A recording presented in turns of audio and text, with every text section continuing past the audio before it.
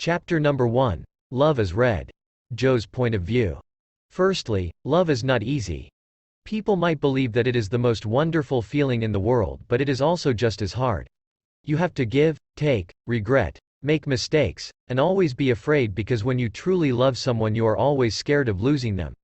Always scared of hurting them. You don't know what to do to make it right sometimes. And these type of feelings is the most horrible feelings in the world. But, secondly, love is also beautiful. It's magical and unique if you're with the right person. You slowly start to forget about all the troubles love casts you when you're with the right person. And I was certain that my only soulmate was Taylor. My lover. My life. She was the type of girl all boys should pray for. A little stubborn sometimes, and she does lash out when she is in a mad mood, but I wouldn't have it any other way. Our fights were the only barrier between us, and sometimes they would get out of control. Like right now, the former feelings got the best of me. The feelings I was afraid to feel. I tried to fall asleep, but I couldn't. I was damn tired.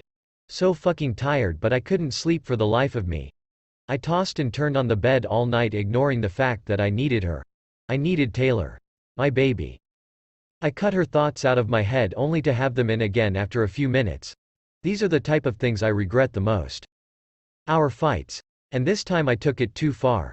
But I was never going to admit that. I was hurt too. She never understands what I have to say. This time she is not getting her way. I looked at the clock and it read 5:37. I might as well get out of bed because I'm not getting any sleep anyway. I toss my legs over and put my feet on the floor, ruffling my hair. I immediately shiver as soon as my toes hit the ground. It is getting colder and colder each passing day. December has started, and it certainly is letting everyone know.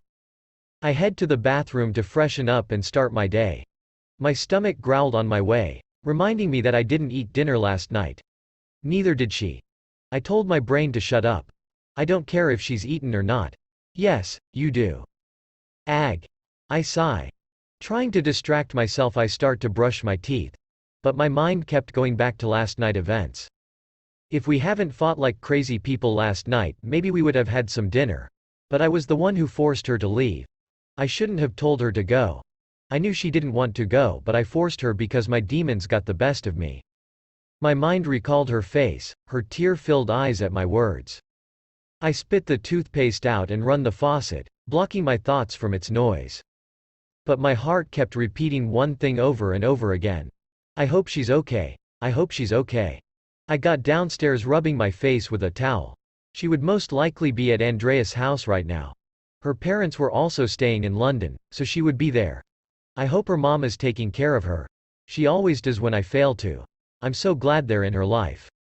I turn the TV on to block out the prevailing silence in the house and head towards the dark fireplace to light it up with some wood. I lit the fireplace and spread my hands to warm them up.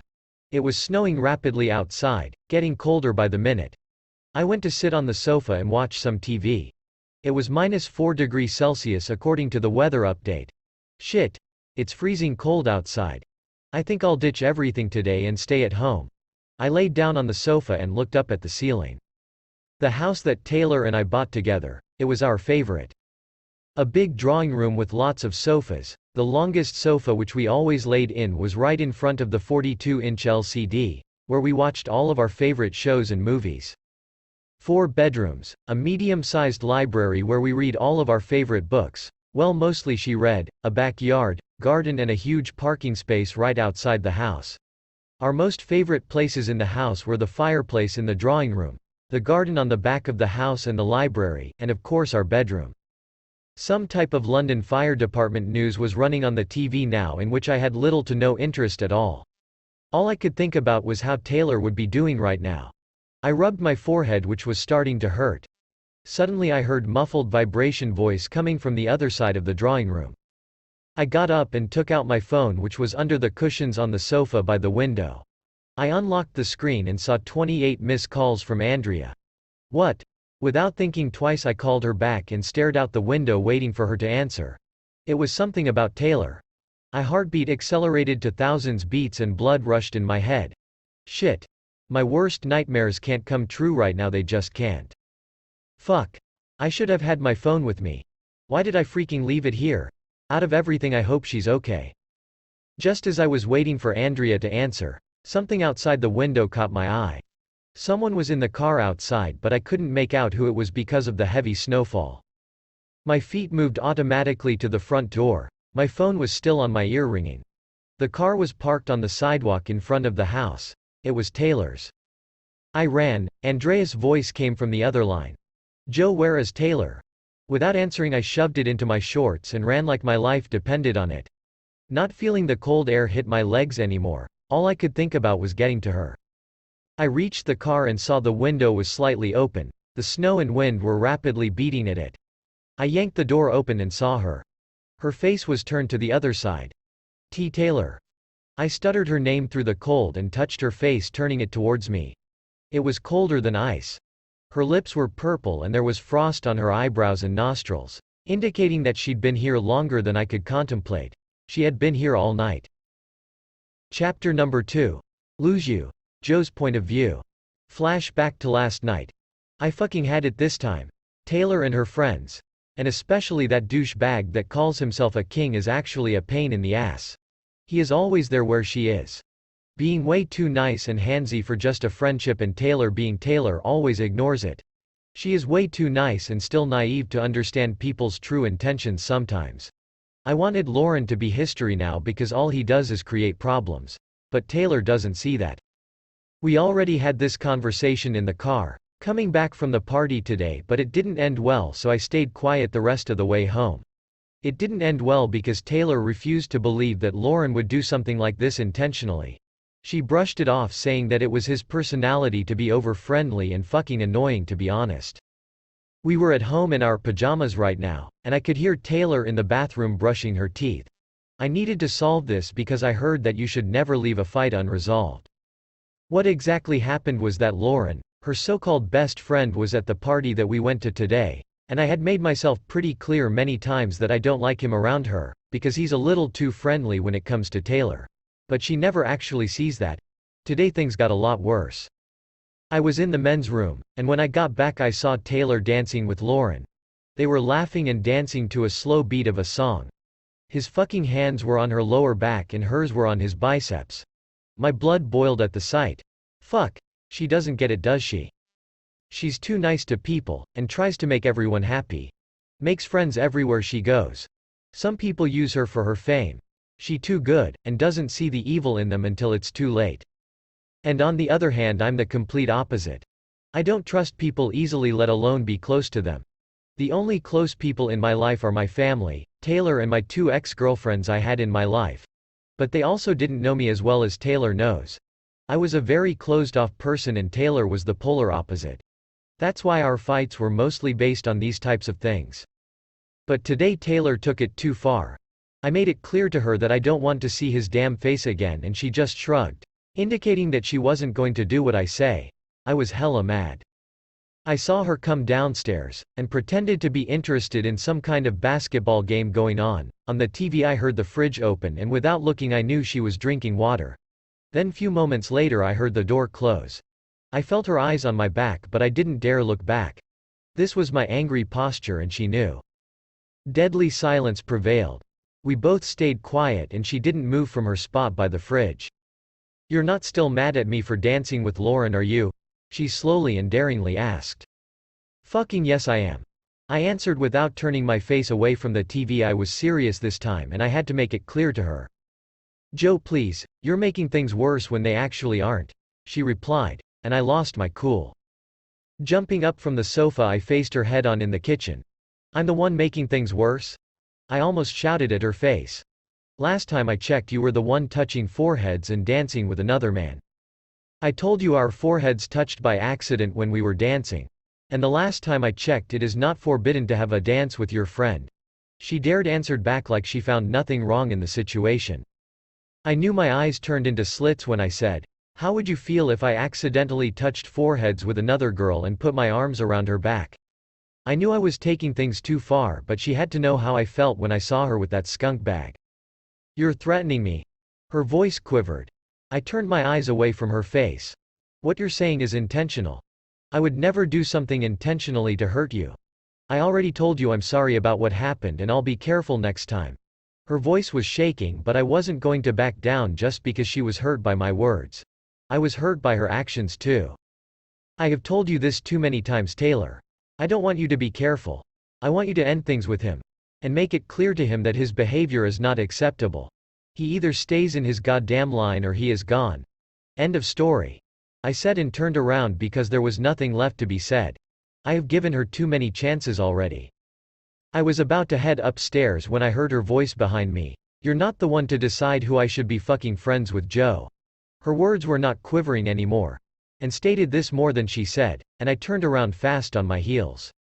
You're choosing him over me, I said in disbelief, not caring anymore what came out of my mouth from now on. I'm not choosing anyone over anyone. I'm stating the facts, she replied with her head held high, but there were clear tears in her eyes that I couldn't ignore. You'd rather have a fucking conversation about what's right and what's wrong. Defend him. Tell me that my opinion doesn't affect your so-called friendship.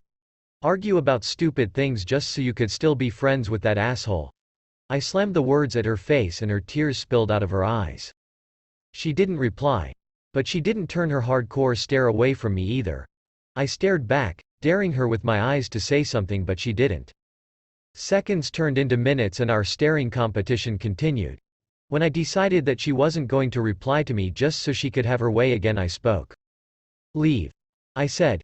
Confusion flashed across her entire face. Like she couldn't believe the words that she heard. Get him out of your life or leave. I slowly said every word to make things crystal clear. I never wanted to have this conversation with her ever again. When my words settled into her brain, her entire posture changed. I saw some emotion flash across her eyes that I couldn't describe. Her gaze dropped and she stood there. Her arms and her head hanging down towards the ground. After some time, which felt like hours, she turned around and grabbed her phone from the kitchen counter and headed towards the outdoor. And now it was my turn to stare in disbelief. She grabbed her car keys from the table beside the window and left out the door without looking back once. My heart felt like it shredded into millions pieces and my eyes filled with tears. So she'd fucking leave me than him? Asked myself and shook. And never come back? I said in anger, shook, hurt, betrayal and so many other emotions I felt inside. Wiping my tears, I headed upstairs so I wouldn't keep staring at the door from which she left so carelessly.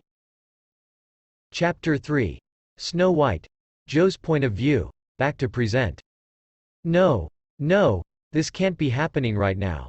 I touched her ice-cold face and my vision blurred with unwelcome tears. Taylor. My voice begged her. My heart ached at the sight in front of me.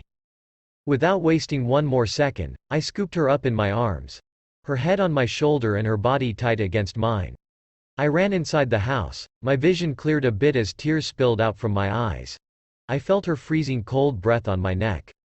Entering the house, I kicked the door closed behind me and went straight to the newly lit fireplace. I sat as near the fireplace as I could. I shivered myself as I tightly hugged her, placing her in my arms. Wiping my tears away from my cheeks, I looked at her unconscious form. Her eyelashes were covered in snow. I gently stroked my finger on her eyebrows, eyelashes and nose to wipe the snow off. She was passed out cold. Not moving a finger. My anxiety increased every second. I fucking hated myself right now, for doing this to her.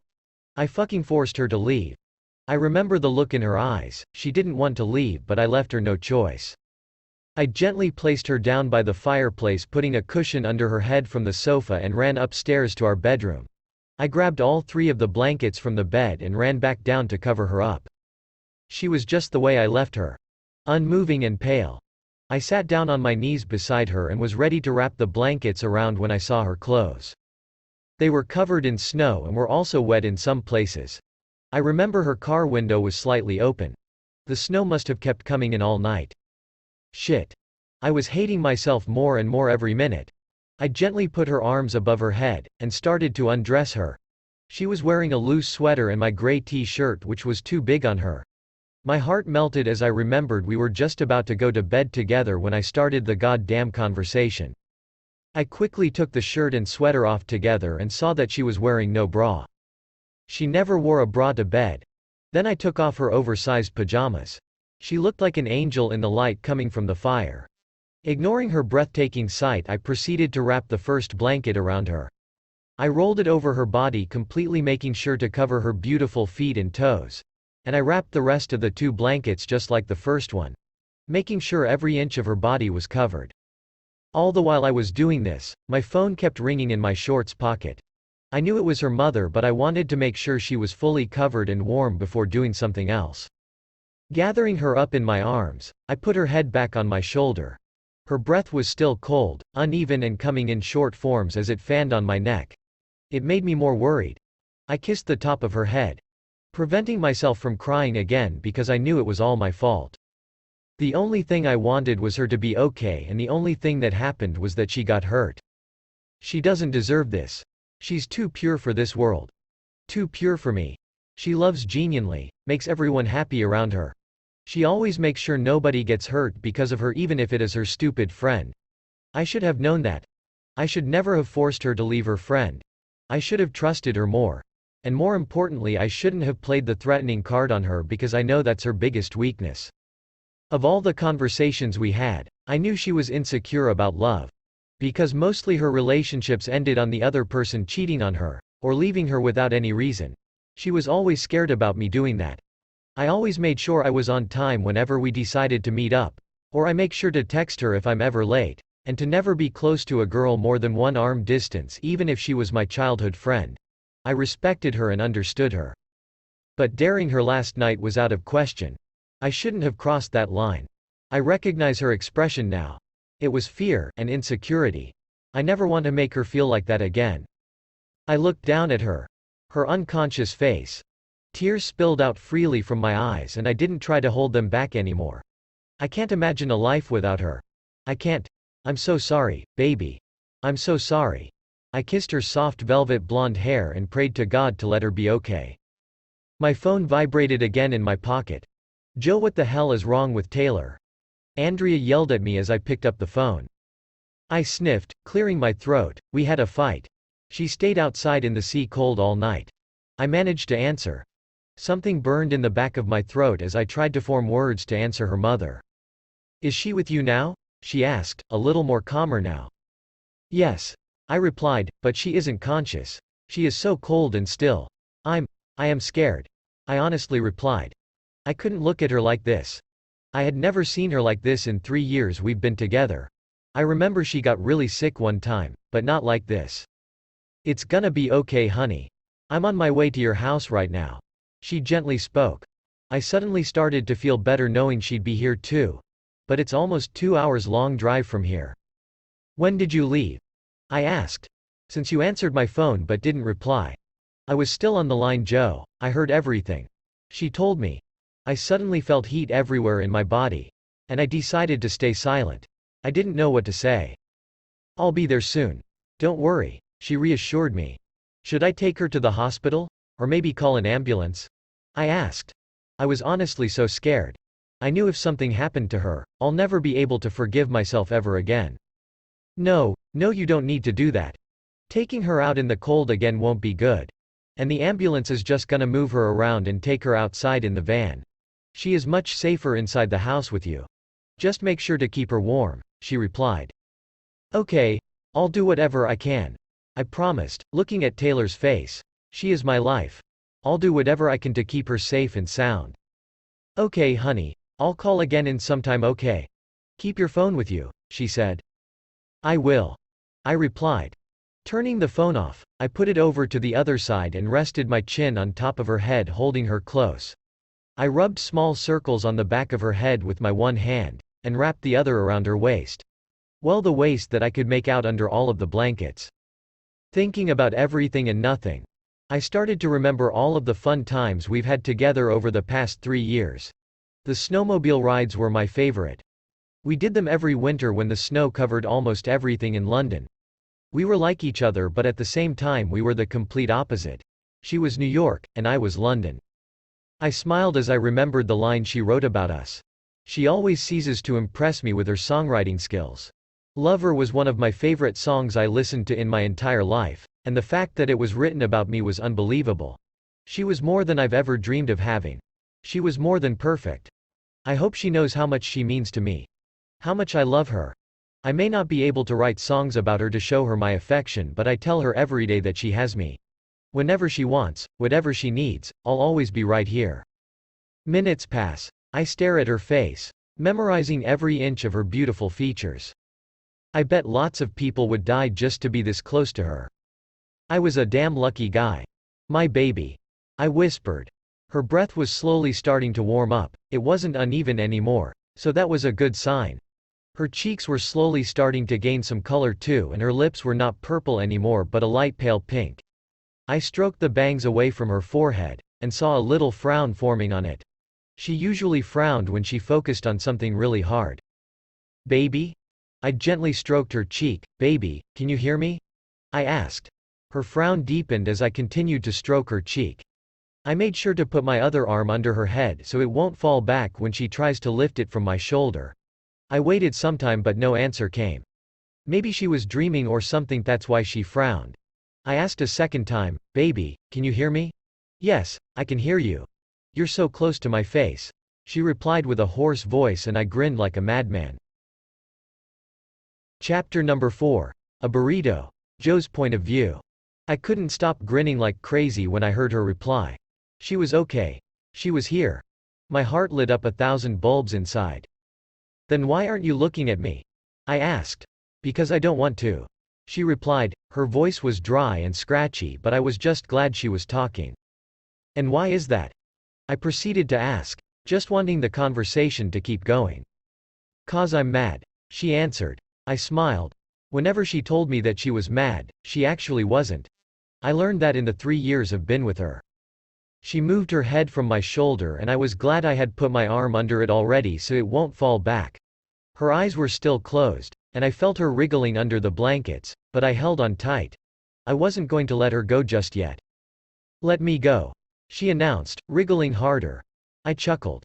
I was very happy with my handiwork actually. I wrapped the blankets around her pretty securely. Baby, you're not going anywhere, I confessed, stroking away her bangs which had fallen back on her forehead. She stilled at my answer. I don't want to look at you, right now. She was almost pouting as she said that. I couldn't hide my amusement at the conversation we were having. I thought the lyrics were, I don't want to look at anything else now that I saw you. I said, grinning like a devil. Yes, I use her lyrics to describe myself sometimes. I could see her lips struggling to stay still and not form a smile. She was always happy when I talked about her music. It was the easiest way to lighten up her mood. I'm not talking about the lyrics. She tried to sound rigid but her tone was getting more and more soft. I was just about to answer, when she started couching. Really couching. Her whole body shook as she tried to calm down. My anxiety came back instantly. Shit. I panicked. See, could you get me some water? She spoke in between her couching. I quickly put her head back on the cushion and ran into the kitchen to bring some water. God, please let her be okay. I prayed over and over again in my head as I poured water into the glass. I came back with the water to find her wriggling in the blanket face down, trying to get out. And miraculously, her couching had completely disappeared too. I sat down beside her and rolled her back onto her back. She quickly closed her eyes again and began to fake couch like I didn't just catch her trying to escape with her face in the cushion.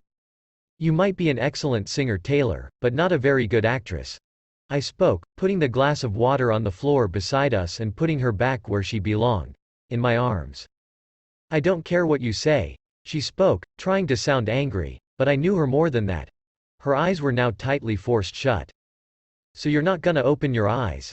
I asked. Her fake couching was long gone now and I knew she was forming another plan in her head to escape. She nodded her head yes. Fine with me. I'm having an excellent view right now, I confessed. I say, a faint shyness in her face after I said it, and it made me so proud. Seconds turned into minutes. We both stayed quiet, warming up by the fire. Her head rested on my chest, because she got tired of dangling it around to show me she was angry. I rubbed slow circles on her back that I could make out under those blankets. She looked content and cozy. Her breath was warm now, and her cheeks gained back a rosy glow. My heart warmed at the sight of her. Imagine if I didn't get her inside the house on time. Or what if my phone never buzzed and I had never gotten near the window to see what was happening outside? I could have lost her. I could never hold her like this again. My throat started to burn again as I thought about what could have happened. I stayed. She whispered so low that I wouldn't have heard it if it wasn't just the sound of the fire burning. I looked down at her face astounded. I called Lauren, and ended it. But I didn't have the heart to go back inside. Because I was scared and I knew you were angry. But I didn't wanted to leave either. I wanted you to know that you mean more to me than anyone else in the world. Her voice trembled as she tried to form the words and not cry. My arms automatically squeezed her tighter. Her face engulfed in my chest. She still didn't look at me, but for another reason now. Closing my eyes, I placed my forehead on hers and didn't speak.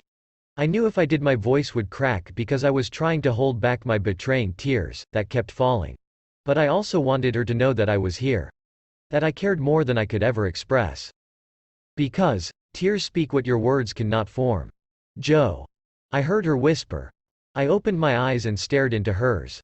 They were ocean deep, sky blue colored, that stared deep into my soul. I always felt vulnerable whenever she looked at me like that. Like she could find out anything she wanted by looking into my eyes. But this time, I wanted her to find out.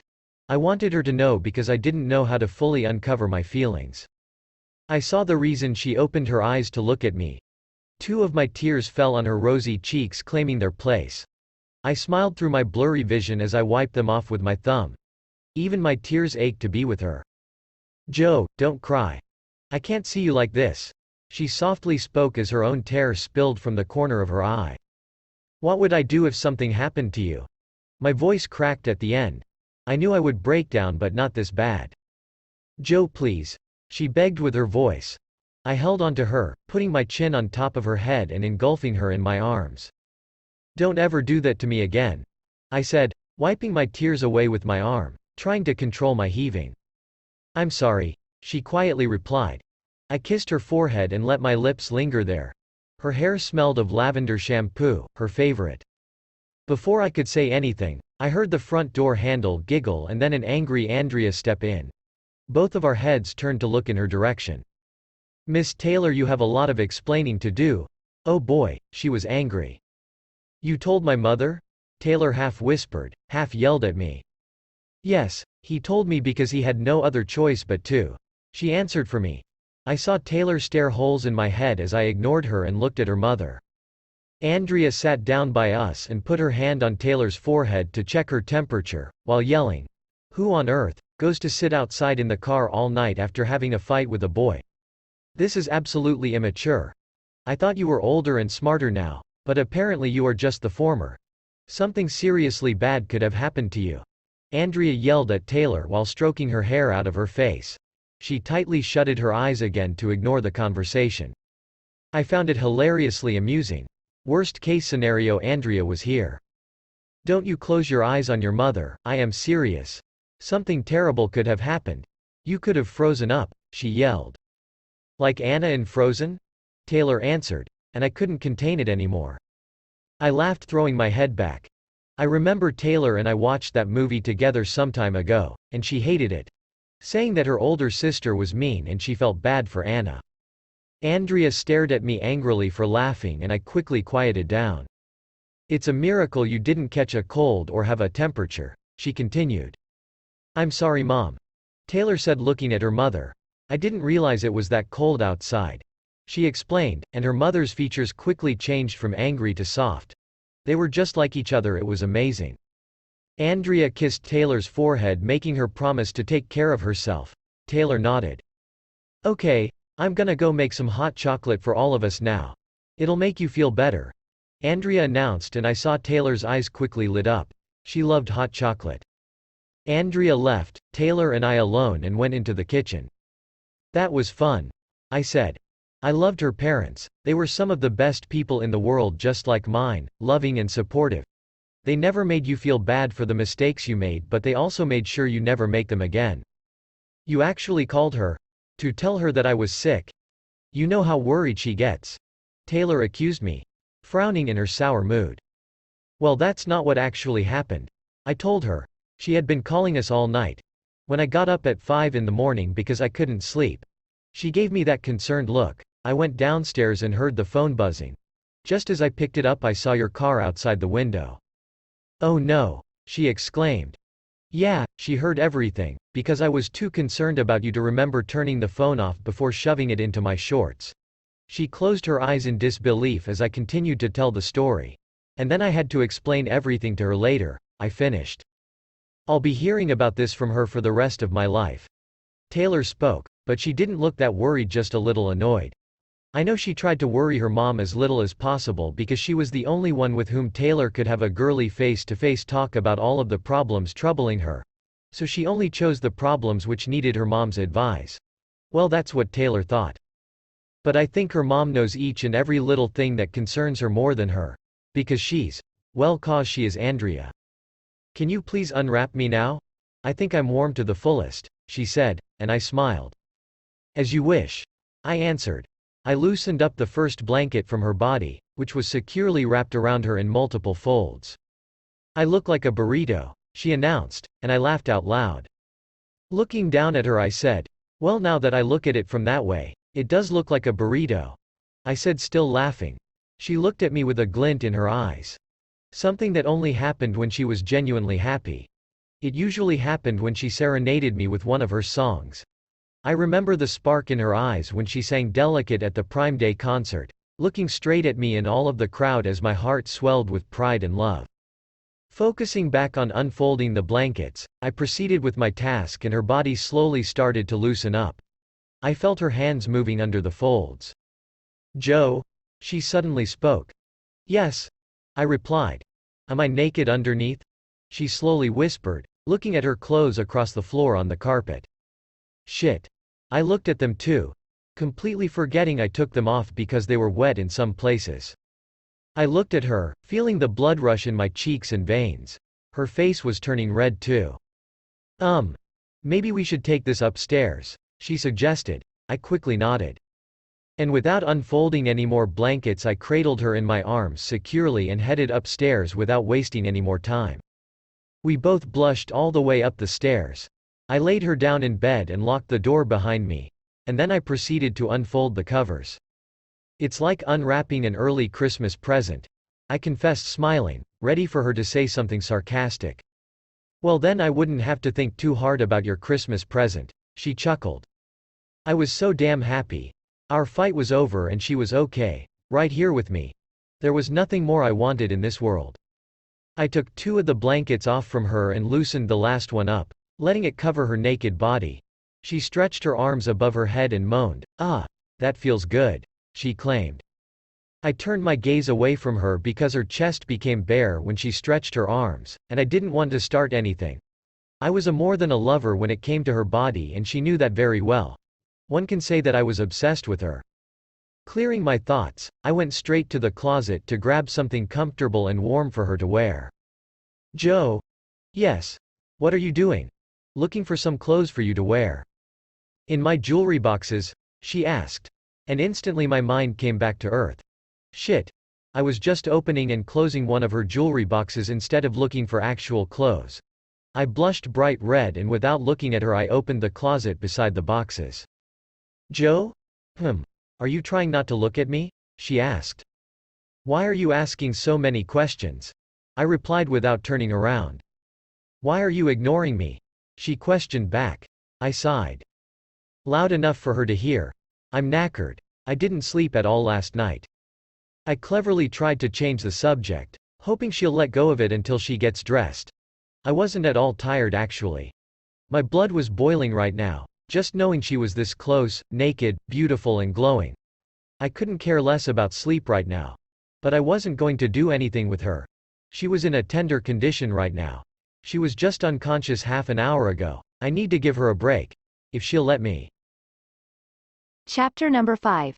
Family and Coffee. Taylor's point of view. I was puzzled, complexed and curious. His behavior was not at all what I imagined it would be after the fight we had last night. But I was not disappointed either. He seemed like he was okay and fine with whatever the fight turned out to be. I was too. Well, Lauren wasn't in my life anymore because I ended things with him when I went outside in the car. It wasn't the most wise thing to do it at about 2 a.m. in the morning, but hey, my life evolved around 2 a.m. so I wasn't surprised. I just hope he's not too worried though. But what I was surprised about was my boyfriend. staring into the closet with his back turned to me, rummaging through the clothes trying to find God knows what. Joe, I said. I loved saying his name. I don't know why, but I did. I tried to gain his attention yet again. But Joe, being Joe, refused to look at me, and I knew exactly why. I saw him give up on finding me comfortable clothes and grab his oversized gray t-shirt and pajamas from the bottom drawer and headed back to me. He dared not to look in my eyes because he knew what he'll find. I stayed quiet and saw him do his work skillfully. He rolled up the t-shirt, putting his hands around the hem and grabbing it from both sides. He spoke, arms up. My breath caught in my throat and my body tightened. But I tried to keep my composure and obliged. He put the sleeves down my arms and his knuckles touched the tender parts of me as he rolled it down my body. My breath was coming out in heaps now, and I looked anywhere but his face. He then removed the rest of the blanket as he put my feet in the pajamas one at a time. Then he rolled them up to my bottom, and lying on the bed I lifted my back a little so he could easily roll the pajamas up to my hips. When he was done with his handiwork, he gave me a small kiss on my forehead, and I somewhat stared at him angrily. So you'll talk to me now, that I'm dressed? I sarcastically asked, and I saw his dimples appear on the sides of his cheeks as he smiled. I believe so, yes, he replied in his very British endeavor. Well, I don't want to anymore. I played hard to get. Suit yourself. Andrea is already waiting downstairs for us, so we better get going. He wasn't bothered in the least. He seemed like he was just happy that I was fine and breathing. Well, now I know what sitting outside in the cold for too long does to you. I swung my legs from the bed and onto the ground when I saw that I didn't have any slippers to wear. Where are my foxy slippers? I asked. I loved my foxy slippers. They were the most comfortable slippers you could find on this earth, I think. And I always wore them except when I was outside or doing something more elegant which needed me to wear proper ladylike shoes. I remember I had them on when I went outside last night. Joe looked perplexed for a second, then a sudden realization came on his face. I think they fell off of your feet when I was carrying you inside the house. He replied. I'll go get them for you, but they would be frozen and wet by now, he explained. I nodded my head in response, and he went outside the room to fetch my slippers. I went bare feet to the walk-in closet and stared at the stack of shoes I had. Mostly high heels and long boots covered the whole stack, but I did have some comfortable pairs too that I wore inside the house. I chose the fuzzy snowy ones that had little ice creams on them. They were my second favorite. I wore them and sat back on the bed waiting for Joe. I knew Andrea would have a lot of questions for the both of us, and I didn't want to face her alone right now.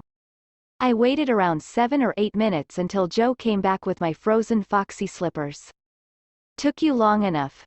It doesn't take that long to grab shoes right outside from the porch. I knew I was suspicious, but it was my nature. And my question was automatically answered when he put my phone on the bedside table. Shit. I remember I put it in the passenger seat after I called Lauren.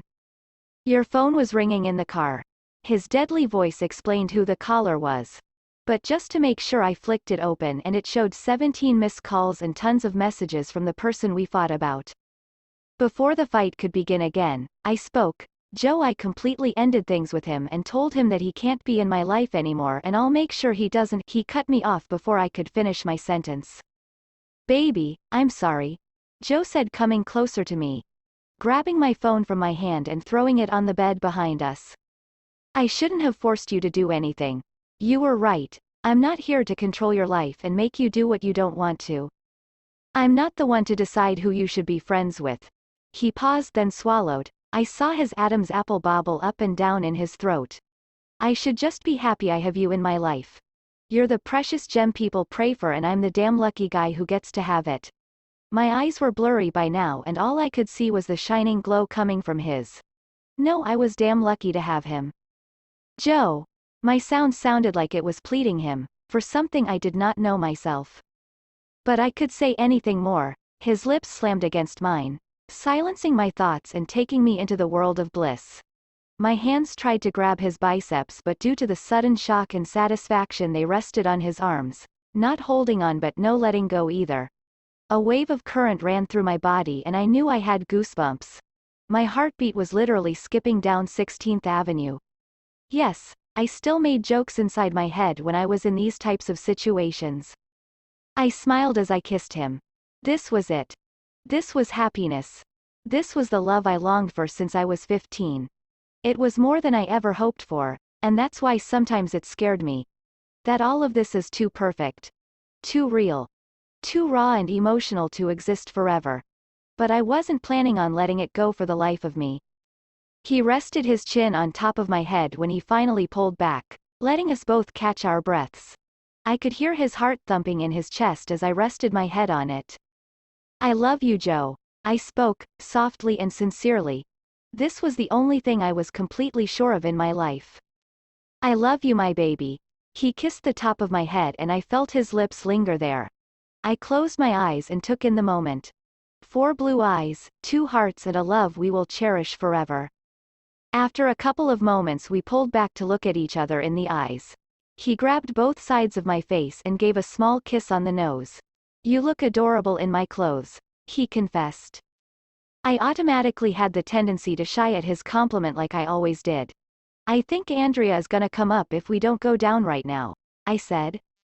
Yeah, sure, let's go, he said and gave me some space so I could get on my feet. I quickly stood up and stroked my hair with my hands to straighten it a bit, as Joe opened the bedroom door. As soon as I started walking I saw the ground sway left to right. I quickly stopped then looked up and the walls were swaying too. Shit. I grabbed my forehead with my hand and squeezed my eyes shut. Babe, what's wrong?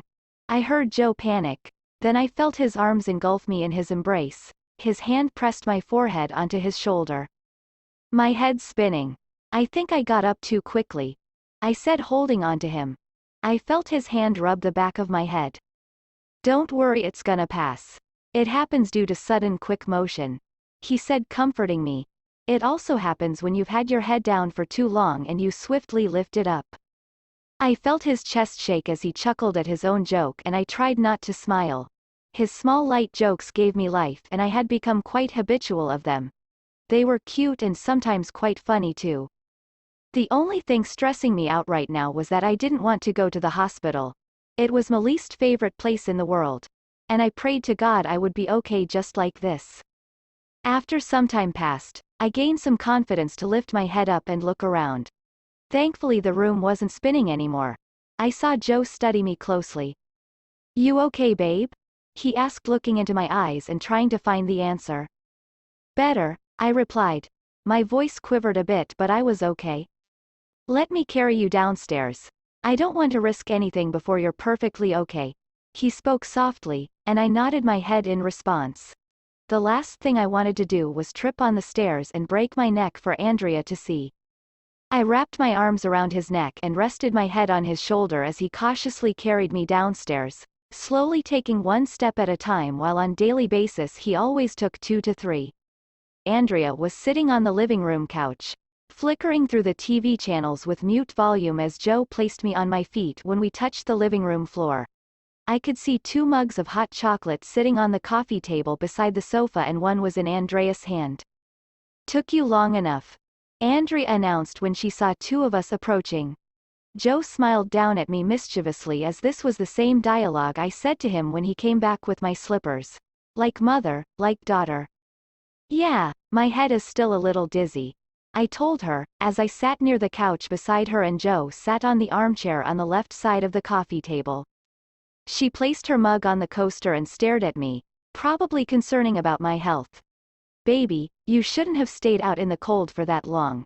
Fighting is one thing but endangering your life is another, she said. And then she gave me a long kiss on my forehead. You literally made me so worried, darling. I knew there was some type of problem as soon as I called you and you didn't pick up. I'm mostly fine now, Mom. You don't need to worry. I'm sorry I got a little carried away with the argument. It won't happen again, I told her, staring at Joe as I said the last 2 lines. He was staring at me with a serious expression now. Well, I'm glad you guys sorted it out before I had to start investigating, she said, looking at Joe, and he abruptly nodded in response with his cup in his hand. I was glad she was not forcing us to tell her everything. She knew how we liked to keep things private and not bother anyone with our fights and problems, and mostly all of the problems were sorted out between us automatically before anyone had to get involved. I was happy because after all the annoying arguments we had in the past 3 years, we always solved them and apologized to each other before anyone found out. This was the first time our fight went out like this. Of course Andrea knew about our arguments, but she also never bothered us about it because she knew we would come around like we always do. But I have to ask one thing, she quickly added, catching our attention. Did the fight had something to do with Lauren? She cautiously asked, mostly looking at Joe while she asked the question, and we both stared at her like she had grown 2 heads. What? How do you know about this? I was the first one to ask, dumbfounded. He called me like 7 times, telling me to convince you to talk to him because you broke their friendship out of the blue, and told him to never bother talking to you again. Andrea casually explained, with her coffee mug in her hand while I stared at her probably with the most dumbest expression I could express on my face right now. Shit. This is getting more terrible than I thought. Oh, what was I thinking? Of course nobody would be convinced or relaxed after I told them to not fucking bother talking to me again or to meet me ever again because they are creating problems in my life. Who in the right mind would call their best friend in the middle of the night and tell them to consider their friendship over forever? Of course he was going around calling people, and calling me and probably calling Joe too. I should never have made such a dumb move. I think this is the most dumbest thing I have ever done in my entire life. Before I could explain this stupidity to my mother, Joe spoke. I'm sorry. It was my fault. I got too carried away with anger and jealousy that I forced her to break it up with Lauren last night. It's all on me. She had nothing to do with it. Joe was taking all the blame on his head and I couldn't bear it, so I cut him off saying, "It not all on you. I should have listened to you. It was my fault, I keep ignoring all the red flags until everything burst into flames." I told him and Andrea. We both stared at each other, raw and emotional as we always were. It was the first time I actually saw him break down in front of Andrea. He was the most calm, calculated and private person I knew apart from my father and Austin. That's why I was shocked he let his guard down like this. He must have been really hurt. My heart felt like it was being crushed inside in my chest because I couldn't bear to see him like this. Well, I'm glad you both figured it out. We both averted our eyes back on Andrea, almost forgetting about her. Yeah, I spoke in a low voice, feeling a ton of guilt and pain inside my heart. Andrea must have felt the tense air in the room. That's why she turned the volume of the TV on, and after a short while she changed the subject to something else. We talked about how Christmas was coming up and my upcoming tour ideas and promo shoots for Lover album. Joe and I started to feel at ease too. He talked about how he was nervous to see how his shooting for the movie Last Letter from Your Lover turns out to be. It was his second major role after the movie Billy Lynn's Long Half-Time Walk. I was proud and excited for him as well. Andrea told us that she and Scott are packing and heading back to Nashville tonight, because Austin is bugging them. My family still lived in Nashville, while I was always changing places. I tried my best to take my parents with me wherever I went, but it was not always possible. Austin barely went anywhere because he was not interested in these types of things, and I didn't force him. He was more interested in photography, and me and my family were okay with that. Few weeks ago I dragged my parents to London with me for the British Vogue shoot. It turned out amazing. Joe loved one specific picture so much that I ended up changing all my profile pictures on social media to that picture. It was kinda hot per se. The Swifties were going crazy because I only changed my profile picture when I was dropping a new album. I laughed so hard reading all of their new theories that had started to come up as soon as they noticed my changed picture. They were the best people in the world. Now that the shoot is over, my parents were heading back tonight and I knew I would start to miss them as soon as they leave. I loved them with all my heart. You really have to go tonight. I bugged my mom to stay a little longer in London, but I knew my time for requests was over.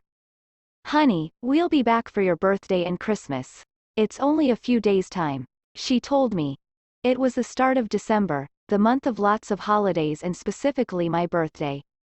Austin would be back with us too, so we'll all be here, she reassured, and I nodded. Convinced but still not wanting her to leave. I don't know when I will grow up when it comes to my parents. I need to head back and finish rest of the packing. Andrea informed. We all got on our feet and I carried the empty cups to the sink to wash them. As soon as I turned the faucet on, I heard muffled voices of Andrea and Joe, and I knew they were talking about something they didn't want me to hear. I washed the cups, thinking they would most likely be planning something for my birthday or what to give me as a present. I smiled, remembering the gift Joe gave me on my last birthday. A beautiful picture frame which had white and red roses all over it with small crystals between them. But what made it so precious was the picture in it of our very first anniversary. It was a beautiful moment caught at the perfect time. It was still hanging in our living room and I always looked at it whenever I passed by. It was attached to my heart. I didn't worry too much about their conversation in my absence. They never gave me a chance to distrust them. And I hope it never changes. Hopefully it won't. Chapter number 6. Enough for today, please? Taylor's point of view. After Andrea left, things went by pretty quickly. Joe had an appointment for his upcoming movie A Christmas Carol. It was releasing this Christmas, so all the hype and promotion was going on strong. He filmed the movie in July, and I always laughed when he mentioned how hot it actually was, but they had to pretend it was freezing cold. The movie doesn't give off any July vibes though. That's what you get when you have to make a movie about Christmas. We didn't talk about the fight again or the fact that Andrea knew about it, and that meant my father and Austin knew too. And that meant Joe's family had somehow gotten a whiff of it too. Hopefully, they don't ask us about it. I don't want to recall anything right now. It was one of our worst fights this year. And I could see that Joe was not himself after it. He seemed a little distant and closed off. Like he was scared or something. I wanted to make things clear, but not today. We had enough of today. I was home alone. Joe was at the CBS show, where he was giving interviews with his co-star Guy Pearce. I wanted to come along, but Joe insisted that I should stay at home, at least for today until I fully recover. I didn't want him to worry anymore, so I stayed behind, missing him terribly. It was 5 in the evening now. I was chewing on the leftover enchiladas that I made in the afternoon, staring uninterested on the television screen. Without Joe, it was so quiet. I couldn't find interest in anything. I tried to find something interesting to watch, flickering through the channels and going through the movie DVDs, but all in vain. I sighed in frustration and slumped on the couch. I stared at the empty space on the couch where Joe would be sitting if he was here. I used to leave an empty space on the right side of the couch whenever we watched TV or a movie. Slowly that action became a permanent habit. Now even when he was not around, I always left his side empty, only to be filled by him. The only thing that saved me from breaking down was knowing that he'll be here. Sooner or later he'll come back. And only that, somehow gave me a reason to live. It was 9:30 ticking on the wall clock, as I laid in bed staring at it sadly. It was too late. Well, too late for me because I was missing Joe. I don't know how long he'll take. I called him 2 hours ago and he told me that he was still busy and a couple of more errands were left to run until he returns back home. He told me to go to sleep, but I couldn't. I can't. If I was at my parents' house maybe I could, but alone. It's too quiet. Too scary. I know I sound like a child when I say, I am scared of being left alone. It wasn't a very huge problem for me because I was barely ever left alone. But ever since I moved in with Joe, this occasion happens more than I can bear. I haven't told anyone about this yet, but it started to grow in the last couple of months even more. Maybe it was because of our fight that night when he left without telling me. I don't want to recall anything right now. It still freaks me out. But after that, I made sure I wasn't alone for too long or I would start to freak out. I didn't tell Joe that. I tried to play it cool whenever he was gone. Or I called Selena or my other close friends if they were in town to come by, so I won't feel the scary rush kicking in. The cats helped in this process a lot. They made me feel a little bit better. And their presence didn't let that fear sink in me. I was glad I adopted Benji because he always followed me around. I was never in a room where Benjamin wasn't. He chased me around like a little puppy and I appreciated his presence a lot. Olivia and Meredith were old golds. They were no less to me. I loved my cats with heart because they've been through everything with me. Well, not technically or physically or maybe not emotionally, but they were always there and I was quite grateful for it. I closed my eyes, letting my rushing thoughts rest for a while. I patted Benjamin's belly. He was lying on Joe's side of the bed upside down like he always liked. He grew up very fast, faster than his other two siblings, but he was still a cuddly kitten from the inside when he laid on his back and demanded me to rub his tummy. Ah, I sighed, turning to my right side. Guess it's just you and me, Benji, I said. He was too busy getting his belly rubbed and completely ignored me. My eyes suddenly caught on the new book on the bedside table. Joe bought it 2 days ago and I completely forgot about it. I scooted over to the other side of the bed so I could grab the book. Benjamin got disturbed from his comfortable spot, as he jumped down from the bed and onto his cat rug by the window. Grabbing the book, I read the title, When Love and Hate Collide. Interesting. By the title it seemed some kind of cheesy romance novel. Joe wasn't interested in these kinds of books. I wonder why he bought it home. Just as I flicked open the first page, I heard the low growl of a car engine. Joe! My mind peaked at its highest peak point as I recognized the sound of Joe's car, and in a nanosecond, I put the book back in its place and strutted down the stairs as Benjamin meowed and followed. I opened the front door and glanced outside to see Joe opening the back door of the car and leaning in. After a few rustlings of things, I saw him lean back out with 3 shopping bags in his hand. I wanted to go out and help him, but I wasn't wearing a sweater or a jacket to cover me from the cold, and I knew Joe would get mad as soon as he notices that I was standing in the doorway wearing only his t-shirt that he put on me in the morning. Kicking the car door shut, Joe turned towards the front door and his eyes caught mine. In an instant, the world seemed to stop. His footsteps got a little faster and faster as he approached me. I backed away to let him in. He threw the shopping bags on the couch without a word and grabbed my face with both hands as he kissed me without a single hesitation. I literally sighed as I kissed him back because I missed him so much. He was my life. I missed you, I spoke, as he broke our contact off to breathe. I was thinking about you all day, he murmured as he put his lips on my forehead and his hand found its usual place on the back of my head. I hummed, enjoying the feeling of his hand on the back of my head and his lips on their protective spot. I felt his other hand reach across my back and he suddenly pulled back, looking down at me. You were standing in the doorway wearing only this, he abruptly required, breaking all contact. I looked away from his face. Here we go. He turned back around to shut the door and lock it. I wanted to tell him that I was fine now and he doesn't need to worry about me anymore, but I knew he would still be mad. He turned back to me, and I looked up to see his eyes staring down at me somewhat angrily. I decided to go with the truth. I was excited to see you, I slowly said, looking down. Silence followed my reply. I didn't look up. He didn't say anything. I suddenly felt his arms engulf me in his embrace, and my breath caught in my throat. I had been worrying about you ever since I left the house, he said in my ear. You think seeing you almost die at 5 in the morning was just going to go away like it was normal? His voice was rigid but with a hidden softness underneath. I wrapped my arms around his neck and looked straight into his ocean blue eyes. You saved me, didn't you? I tried to comfort him. Yes, but it would have been. I cut him off because I knew where he was going with this. It would have been fine, Joe, because I have you, and you have me, I said, looking up at him. And we are always there for one another, I reminded him. His features softened and he leaned down to kiss me again. It was a never going to lose you kiss. I felt his heart thud faster and I knew he could feel mine too. These were the precious moments that I craved the most. These secrets, moments that no one knew, that only we cherished. They were enchanting and frustrating at the same time, but I wouldn't change a single thing. These moments belonged to us, and only to us. We broke the kiss off when Benjamin interrupted us. Well, us and my cats. Meowing loudly and rubbing his head on Joe's jeans.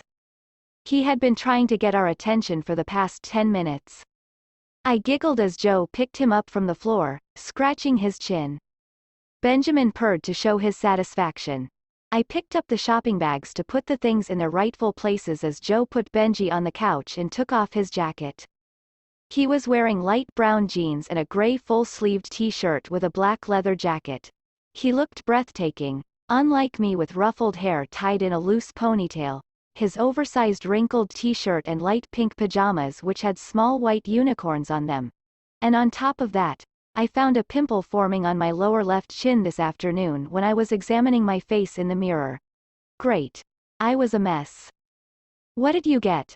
I asked as I unwrapped the shopping bags, turning my thoughts away from my unpleasant face. Groceries. Milk cartons, cat food, pretzels and some other things, he replied. I frowned and looked straight at the door of the refrigerator. These were all the things I wrote down on the note. Ever since I started to live on my own, I used to forget to buy all the necessary items and groceries I needed at home because I was always busy with other work and media. So, I made a habit to write all the things I needed on a sticky note and put it on the refrigerator door, and I kept writing things on it until my next trip to the grocery shop. That way I never forgot the things I wanted to buy when I went to the store. Joe knew about this habit of mine and admired it very much. I remember once he said that it was so professional of me to take care of my home like a normal girl and rule the world on the other. The favorite part of my life was this. Doing normal things. Because it made me feel like everything was normal and okay. Sometimes all the fame and the popularity becomes too much to handle. And it is not always positive. That's why sometimes I liked to pretend I was just another normal girl living a normal life. I took the note from the refrigerator door when I was leaving. Joe answered my thoughts when he caught me staring. I smiled. How very thoughtful of you. I tried to imitate his British accent but failed miserably. I could never get hold of that classy language. I heard him chuckle as I poured the milk from the carton and into the milk jug that I put in the fridge. Who brought the cats home? I heard him ask. My parents dropped them off here on their way to the airport. I replied. My voice was kinda off because I didn't like being away from my parents. They were an essential part of me. Well, I'm glad they kept you company, he remarked, and I smiled. Yes, I was very glad the cats were here because I couldn't bear to be all alone. I can't tell him that though. He always worries too much about everything concerned to me. He wouldn't want to leave me alone after he finds out about my phobia. And I know he has his own occupation to take care of. He can't babysit me all the time. Yeah, I spoke, putting the milk jug in the fridge and throwing away the empty cartons. Did the interviews go well? I know you hate doing them. I asked. He always told me he hated the spotlight because it forced him to be other than himself, and I understood that completely. I have been through this all my life. They were okay. I was glad Guy was with me because he did all of the talking. And I answered only when the questions were directed straight to me. He said as I came closer to the couch where he was sitting with his head slumped on the headrest of the couch and eyes closed. He looked tired. I wanted to ask if the interviewers asked questions about me, but I held back when I realized how tired he seemed. You okay? I gently asked as I sat down beside him, caressing his arm with my hand. He puffed air out of his mouth, a gesture he did only when he was extremely upset or tired. I'm trying to be, he murmured as he reached for my hand which was on his arm and brought it up to his lips to give it a gentle kiss. I didn't sleep at all last night, thinking about where you would have went, when you were really just outside the house. He gave a humorless chuckle, like he considered the thought so stupid. I would have saved myself all the heartache if I had just gone after you. But the ego got the best of me. He kept talking with his eyes closed and holding my hand close to his heart. I can't believe I was so stupid as to let go of you in the first place. His voice was just a whisper now, but he kept talking as if in a stupor. I felt so bad. Really bad, because I unintentionally made him feel like the bad guy in this situation when actually he did nothing wrong. I was being stubborn. I can't stop thinking about the fact that I almost lost you today because of my fucking ego. He continued. The back of my eyes started to burn as I felt my emotions roll in. Joe, it's not your fault. It never was. You mustn't think that way. I spoke shakily, leaning close to him and putting my head on his shoulder. I don't like the way you're thinking about yourself right now. I was being stupidly stubborn. I almost died only because of my own stupidity of staying in the car so late. You have nothing to do with it. I stated the facts. It was true. It was nobody's fault but my own. I heard him sigh in defeat. I was glad he didn't answer me back telling me it was his fault. Instead he wrapped his arms around me, stroking my back and waist. I nuzzled my nose in his neck and took a deep breath. I was just glad we were both here, together, him with me with him. It made everything better. The world seemed a better place when we were together. The feeling was warm, secure and golden. I couldn't ask for anything more. He had become my life. And I would do anything to be with him. Minutes passed like this. I suddenly started to feel so tired. Maybe because of him stroking my waist, or maybe because of the fact that I had been trying to hold back all day, but now being with him, my body let go of everything and become heavy as a whale. I yawned loudly. Baby, he whispered in my hair with a drowsy voice. I think we should get to bed. Damn, the sleep felt heavy as a drug. I hummed in his neck.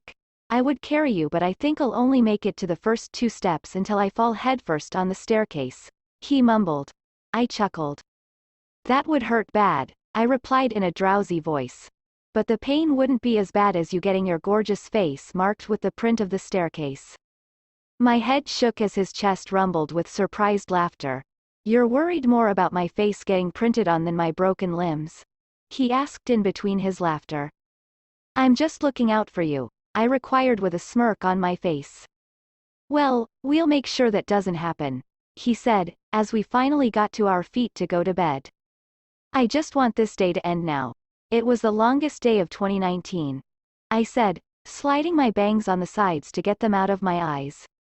Yes, me too. Nothing more for today, he replied and stroked my hair behind my ears. Hand in hand, we both were heading for the staircase to go to our bedroom. Tired, worn out, wishing for the day to end and just wanting a good night's sleep. But it seemed like the gods did not want to end this day for us just yet, when we heard the loud bangs on the front door. Taylor, open this goddamn door right now. It was Lauren. Chapter number 7. Blurry Nights. Taylor's point of view. Shit, I blurted out as soon as I recognized Lauren's voice through the door. Why God? Why does everything have to happen today? When I barely have enough energy to move my feet to go to bed. I'll handle this, Joe spoke, letting go of my hand and moving towards the ponding door to open it. I just prayed Lauren wasn't that upset. Lauren was very upset. Joe and I were sitting on the couch as Lauren puffed out his anger in loud and frustrated sentences. We both stayed quiet because we knew speaking would only make things worse. Joe rubbed his forehead and sighed. I rolled my eyes at Lauren's angry growls. Great. This is just great. Lauren kept complaining about my selfishness and how worried I got him, saying, how could you, Taylor? You think you'll call me at 2 a.m. in the morning telling me to end our relationship and I'm just going to sit there as nothing happened? I called you like trillion times. This is the worst. And on and on and on. I blacked out at some of his sentences because I didn't want to pay attention to anything right now, nor did I have the energy to do so. I put my face in my hands and stared ahead with half-closed eyes. Lauren paced inside the living room like a caged tiger. After 10 more minutes of complaining, I decided to apologize to him, but I was a little hesitant because I knew how Joe felt about Lauren and me. I didn't want to start anything between me and Joe again. I can handle these types of fights, but the fights I have with Joe go straight through my heart like an arrow. I'd rather deal with this than deal with Joe's anger. As I was contemplating on what to say to Lauren to get him to shut up, I heard Joe's voice. I'm sorry. What? My and Lauren's head snapped at Joe at once. He stopped pacing and I stopped thinking. Is Joe really apologizing for my stupidity? I stared wide-eyed at Joe. All of my sleep suddenly vanished and I couldn't believe my ears. It's not her fault. We had a fight last night and I made her end things with you because I thought you had feelings for her. What? Joe? My heart pounded and blood rushed in my head. I'm sorry for thinking that way. Joe finished and my ears and neck were burning, but I didn't know why. Was I embarrassed? I couldn't think straight right now. Yeah, no kidding. Lauren said when he came out of his shock of what he had just heard. She is my best friend and I know how serious she is about you, bro. Even when she's with me, she talks about you. He replied. My neck and ears burned even more with utter embarrassment when Joe looked at my face to make sure what Lauren was telling him is true. I would never get in your way because I know she is dead serious about you. He muttered. How could you even think that? Because of the way we were dancing with one another at Josh's party? He inquired with utter disbelief. Joe stayed silent, and that meant yes. I can't believe this. I danced with everyone as well as with her that night, and you know it.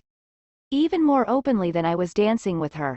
He said, running his hands through his fire-red hair with annoyance. Lauren, please, just let it go now, I spoke. I didn't want him to embarrass Joe even more than he already was. We'll talk it through tomorrow. I tried to end it now.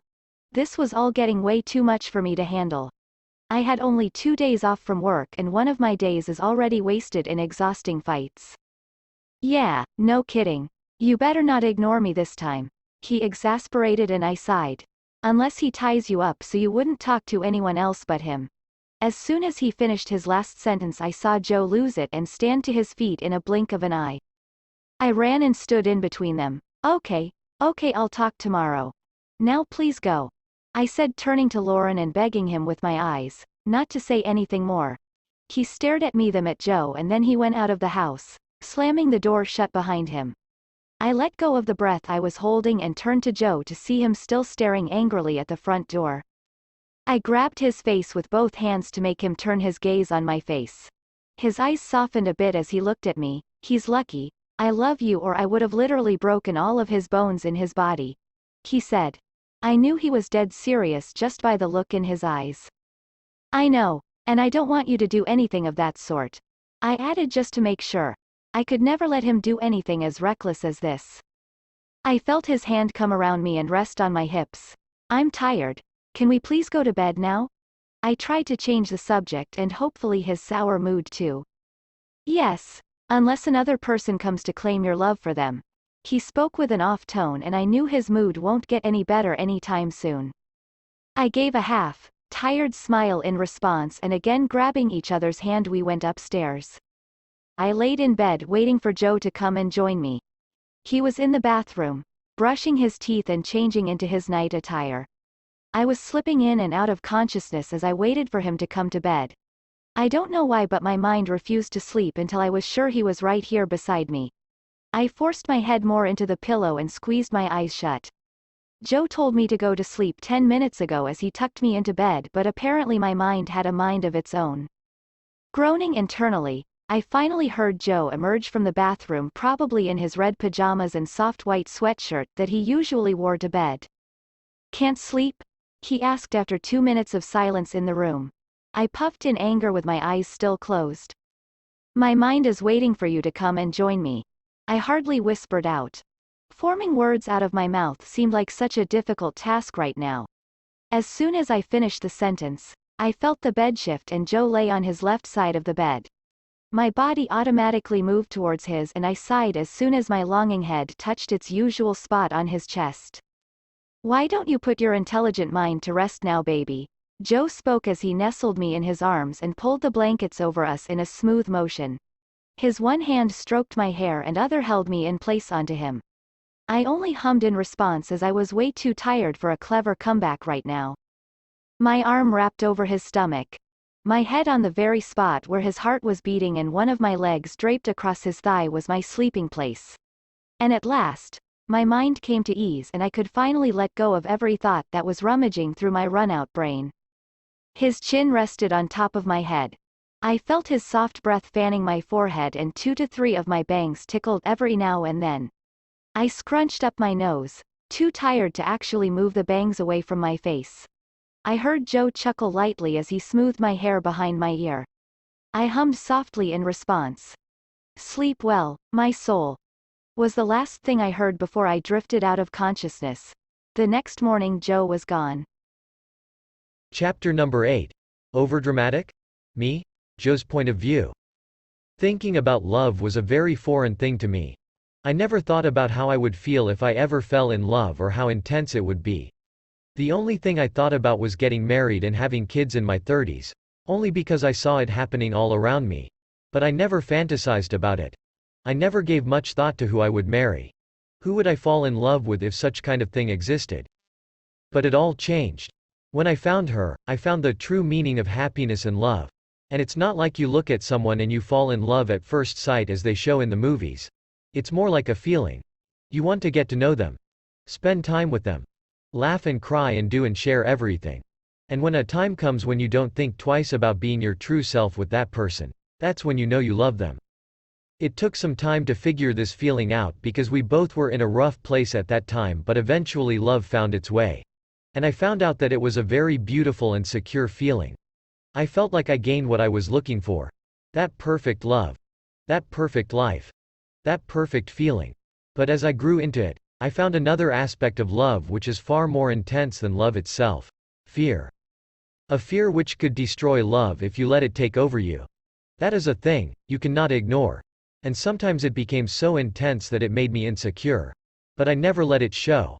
I never showed her my fears and nightmares because they were all related to her. Of breaking her. Of losing her. Of doing something terrible that she'd leave me. And worst, her getting tired of me. It was devastating and heartbreaking. People might think that I would never think that way because she writes so many songs about how much she loves me and how afraid she is of losing me, but that wasn't the case. Actually, I wasn't scared from her side because I knew she loved me so much more than I could describe. The fear was actually from my side. That I would not be good enough for her. That I would do something that'll drift her apart. Or something might happen and she'll never want to see me again. It was haunting. And it was a constant feeling on my mind. I didn't know how to take it off my mind. Didn't know how to tell her about it. Do I just tell her to never leave me even if I do something stupid because I'll die without her? I think about everything and nothing as dawn turned into the sunrise and the sun came out in all its glamour, sending its rays through the curtains of our bedroom. She was laying with her head propped up on my shoulder and drool coming out of her mouth in a straight line. Now and then her lips and nose twitched as she dreamed about something only she knew. You could miss it if you weren't paying close attention to her features. I willed myself not to move even when I was lying in the same position for almost 2 hours. My shoulders and back were almost numb by now. I didn't dare move because she was a very light sleeper. And by very I mean she would wake up and start stirring in bed groggily on the sound of small creaks of the floorboards or doors. I always had to be very careful whenever I woke up before her, and that happened all the time. She usually woke up very late when she didn't have some kind of work or appointment to attend, because she almost always slept at 3 in the morning. And it wasn't like she stayed up willingly not coming to bed on purpose. She would lay in bed with me, but it usually took 2 hours for her to go to sleep because her mind was of another level. And on top of that, she would occasionally get out of bed and write a song when she couldn't sleep, and it always happened between 2 to 4 a.m. in the morning. So her sleeping schedule was not very organized, and that way I was mostly the first one to get out of bed in the morning. And it was a hell of a mission to get out of bed without disturbing her because she slept cuddled up with me. And mostly she would wake up 2 hours after me. I stared down at her face as I thought about how unbelievable it was that she ended up with me. Who would have thought that a boy raised far away in Tufnell Park in London and a girl raised in Pennsylvania would fall in love hardcore? I was damn lucky, and I remembered that every single day. Taylor made a weird cute sound as if trying to say something in her dream. But I couldn't make sense of it. She frowned. I smiled. She mostly frowned in her sleep, and I found it unbearably adorable. After 5 minutes her features relaxed. She probably went back to the pleasant part of her dream. I kept my arms wrapped around her under the blankets. Because I knew she felt more secure in her dreams when she knew I was with her. It was currently 7:45 a.m. on the clock. I yawned quietly. I probably woke up around 5. I have been thinking for quite some time now. That all Lauren thing did make me think about everything. And it did scare me too. Because when I saw him last night I thought about how would I have felt if something like that happened to me. If Taylor had called me like that and ended us without any context. How worried and panicked would I have become? That's why I apologized to him. Because I knew where he was speaking from. I recognized his pain because I've been through it with my former relationship. But still, that apology doesn't mean I like him one bit. I did it because I actually felt bad for him, and technically I was the one that made Taylor do such a thing. Other than that, I had no good intentions about him. I only tolerated him because of Taylor. I hope he doesn't get his hopes up. I suddenly snapped out of my jumbled up thoughts when Taylor made another weird cute sound in her sleep. I ducked down a bit and touched her forehead with the tip of my nose. "Baby?" I spoke lightly. Her eyebrows creased a little bit, but she didn't respond. She looked so damn cute I could stare at her all day and don't get tired. Her bangs were brushed to one side exposing her forehead, and her light and soft pink lips seemed like they were mercilessly begging me to kiss them. I resisted every inch in my body not to kiss her right now and turned my head away to look somewhere else so I wouldn't get tempted. She looked so much more adorable without bangs, and I told her so many times that she didn't need them because they did nothing but hide her beautiful forehead and take the attention away from her flawless features. But apparently, she liked them, and I had somehow grown to like them too, but I still preferred her face without bangs because I got to see every inch of her beautiful face without any distraction. Her hand twitched a bit and she unconsciously dragged it up from my stomach to my chest, making me look down at her once again. God bless, she was too much to be resisted.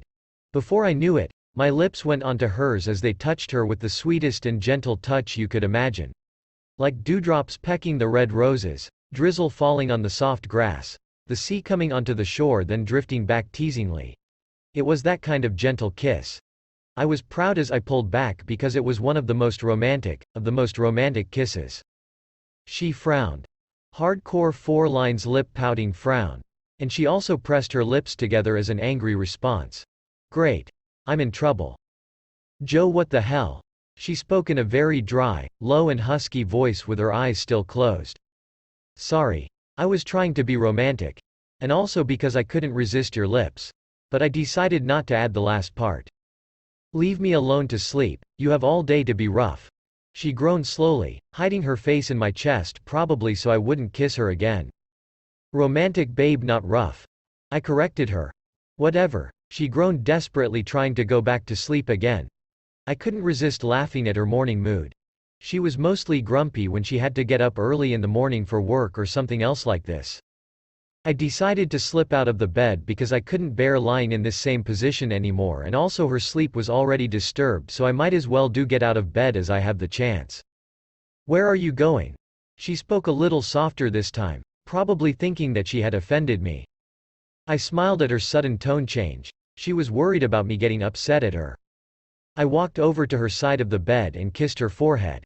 I think I'll start with the day, baby. You go back and finish your sleep, okay? I softly spoke. She nodded and I tucked her securely under the blankets and positions the pillows where I was lying so she can put her head there if she wants to.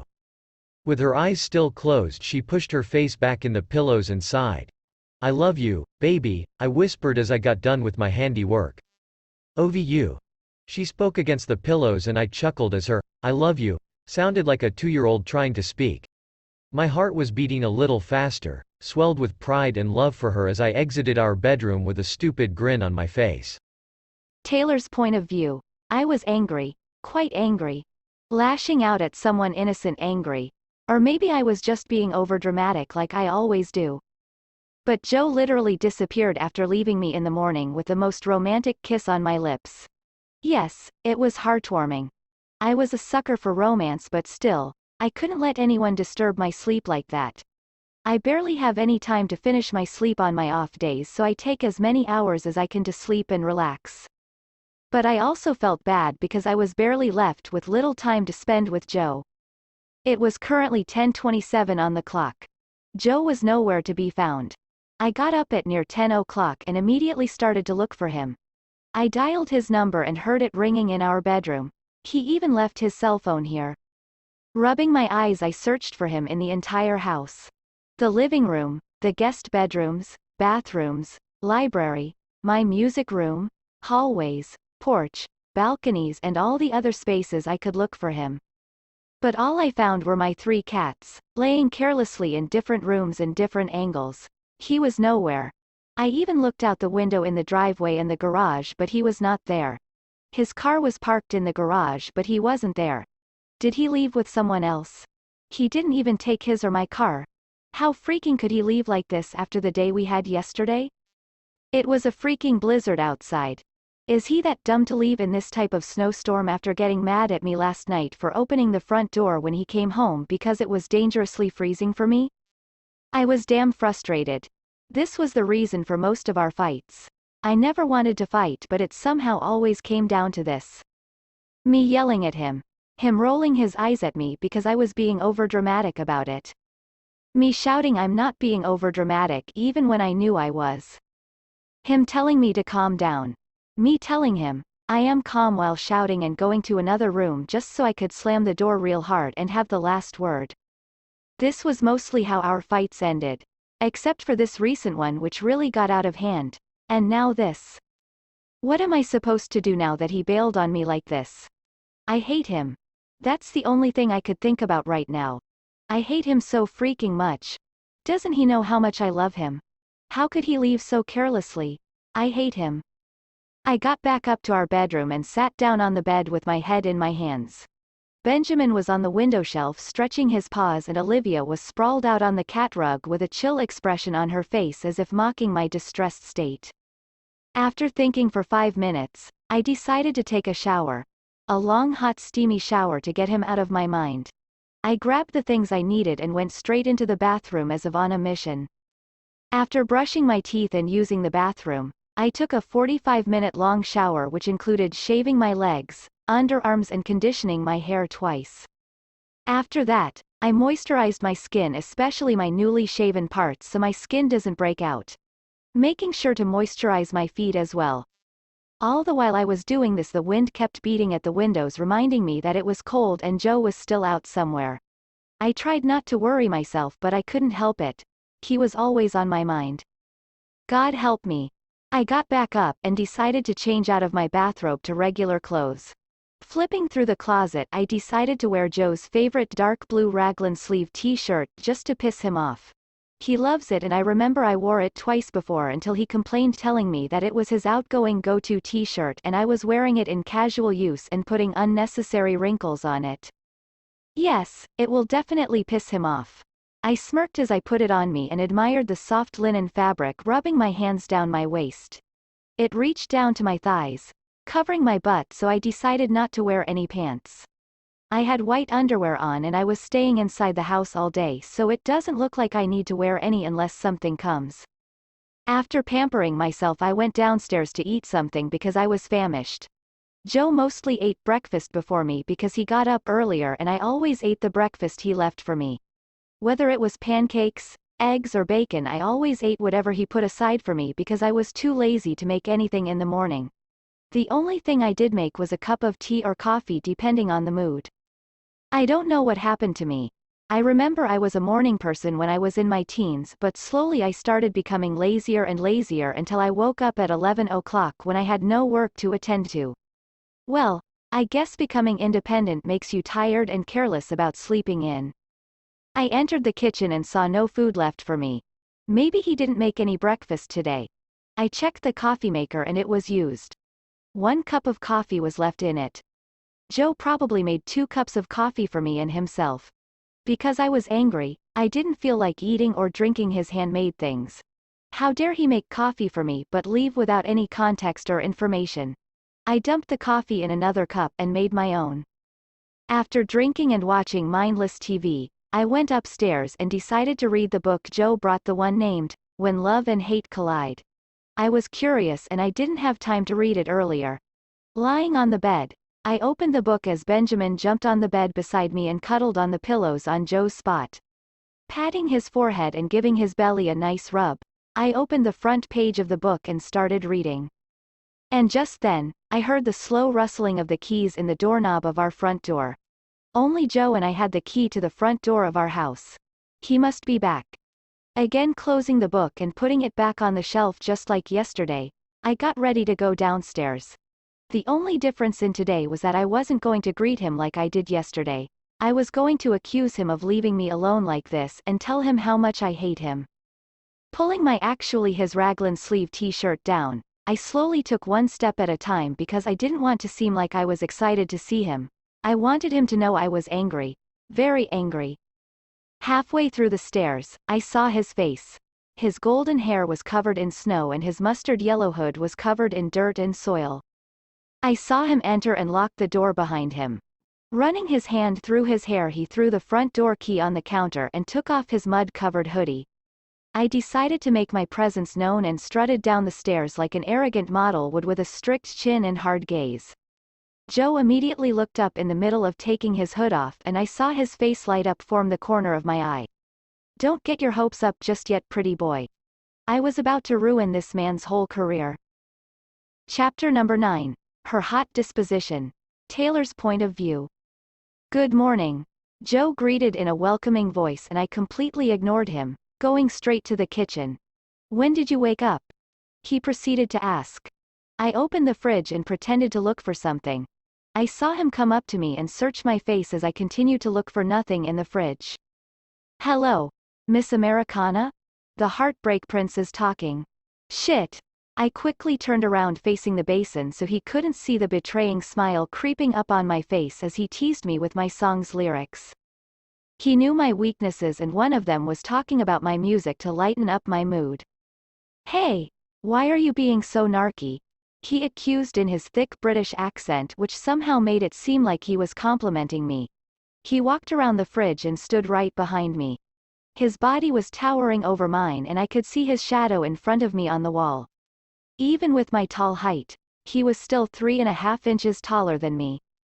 I suddenly realized that I had no space left to escape without facing him. He had me covered. Babe? He asked again softly, touching my arm with his hand. I jerked and he quickly moved his hand away. I took a deep breath, made an angry face then turned around to face him. He had to know disappearing like this wasn't acceptable. Hey, he spoke looking straight into my eyes. Where were you? I couldn't sound more upset. I folded my arms and looked anywhere but his face. Bloody hell. I knew you would be upset. He said, running a hand through his face. I was in the greenhouse gardening. I knew you'd wake up before I come back. He sounded devastated. Why didn't you tell me? I had been worrying sick about you. It's a freaking blizzard outside. I was exasperated because I actually forgot that we had a greenhouse. I'm sorry about not informing but I knew you'd come after me and I didn't want you to step outside in the cold weather. He apologized grabbing my forearms and ducking down a bit to look at my face eye to eye. I still had my face turned to one side refusing to look at him. When I didn't answer, he continued on with his explanation, Babe, I'm very sorry about upsetting you. But I was gutted because the plants were dying and the bloody gardener had cancelled his appointments 3 times this week due to the snowfall. I know, but that doesn't mean you should leave without any context. I worry about you too. My voice softened a bit and I was happy because he actually didn't go anywhere. I finally looked in his eyes and that all it took to completely vanish my anger and soften my heart a bit more. My pulse accelerated as I realized how close he was standing to me. His eyes sent electricity down to my body until my toes curled in my flip-flops. His hand came up to touch my face and I tried to control my now rapid heartbeat. Did you take a shower? His breath slowly fanned my still wet bangs once again. Yes, and you probably shouldn't touch me before taking a shower. You're covered in mud. I joked but it was also a valid point. He was covered in dirt and soil. Touching you should be illegal in any case I presume. You could kill a man with your radiance. I couldn't help but smile at his flirting words. Joe rarely flirted. I hope it's not you. I spoke, grabbing his collar and tugging it down to pull his face closer to me. I was full in my form right now. He better know that. He smirked at my response. Cheeky are we? I'll try my best to save myself from you. It won't be easy. He spoke looking straight into my eyes. Unless you go and take a shower right now, I suggested. Can I have a kiss first? He spoke leaning closer. No, I replied without any hesitation even when I was dying to kiss those gorgeous lips of his and see what they taste like. Why not? He frowned, his nose almost touching mine. 'Cause I'm still mad and you're still dirty, I replied back. I actually couldn't care less about him being covered in dirt. I was very hungry and wanted to eat breakfast because the coffee was long gone now making my stomach rumble. And I knew what our kiss right now would lead to so I better be prepared and healthy. I didn't want to pass out in the middle of our lovemaking. He sighed. All right, I'll go get cleaned. He said putting his arms on my shoulders and leaning on me. He clearly wasn't in the mood to go anywhere. I smiled as I realized how cute and innocent he looked right now with his hair in his eyes and tired but determined expression on his face. I wanted to kiss his face so bad but I knew he was already procrastinating about taking a shower and I also wanted to make breakfast for both of us. Olivia came out of nowhere and jumped on the kitchen counter behind us, meowing loudly. We both turned around and I picked her up. Joe rubbed her face and head with both hands and started talking to her in a baby voice, asking if she was hungry. I laughed at both of them and silently prayed in my head that this would last forever. My life was complete and I hoped it stayed that way. The day passed by. We sat on the couch and ate breakfast after Joe took a shower. Fed the cats, watched our favorite series, mine Law and Order and his The British Office. Rambled about the episodes that we've watched and predicted what will happen in the next one. And then Joe fell asleep on the third episode of Law and Order. How could you fall asleep on such a show? I asked myself as I stared at his sleeping face. But I guess he was tired. I know he didn't sleep yesterday because of our fight, and he didn't exactly sleep today either because he got up way earlier than me. I turned the LCD off and looked at his face, admiring how handsome he truly was. I didn't exaggerate when I said that he was gorgeous. Or maybe gorgeous was an understatement too when it came to describing his face. He was everything to me. I tucked the single golden lock of his hair out of his eyes and kissed his forehead. He was fast asleep. I was happy because he was finally able to relax and rest. Although he was a very deep sleeper, I knew he couldn't sleep well when he was tense or upset. I touched his hand and realized it was really cold. The temperature has been dropping like crazy ever since December started. I silently got up from the couch, so glad he wasn't leaning on me or else he would have woken up and went into our bedroom to get a blanket. After covering him with a blanket, I took Benjamin upstairs so he wouldn't wake him up and decided to catch up on some emails and work. I scrolled through my emails for about an hour and replied to the important ones first. Tree Payne, my publicist, emailed me about some discussion related to the upcoming movie The Cats. She said she wanted to talk in person about it, so I told her to come by this evening. I knew something was up because she didn't sound that excited. Just as I was going through my other important checklists on my laptop, my phone started ringing. Andrea. I quickly picked it up because Joe told me she was still quite angry about not picking up her calls yesterday even when we told her the reason why. Hey Mom. I greeted, canceling the files and websites on my laptop because my eyes were starting to hurt now. Taylor, honey, how are you? She asked in that sweet motherly voice that made me miss her even more. How's everything going? I don't know why, but my mind literally forgot about everything and focused on telling her about exactly how I feel. I'm good. Everything's going well.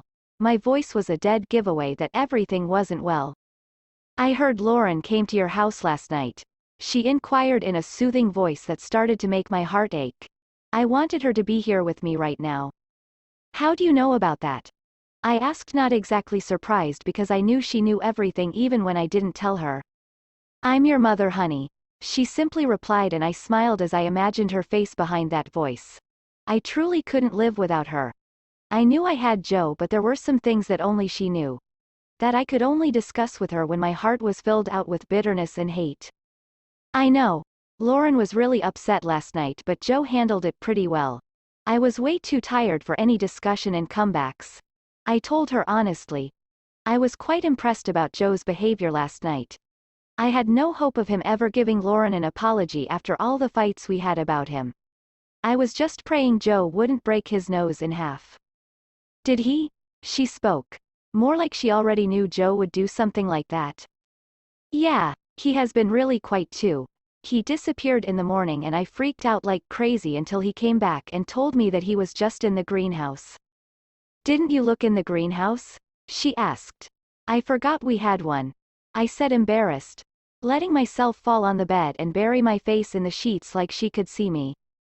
Well, he will definitely win in hide and seek, she replied, and I straight up laughed at her response. She knew I had always been bad at hide and seek because of my tall height, or any other sport really. I loved sports and games, but I was mostly terrible at them. Where's he now? She asked. He's sleeping. He didn't sleep well yesterday nor today. I told her. Our fight had been really worse this time. Go easy on him. He took the fight to heart. He needs to recover even when he acts cool around you, she informed, and my heart quivered inside.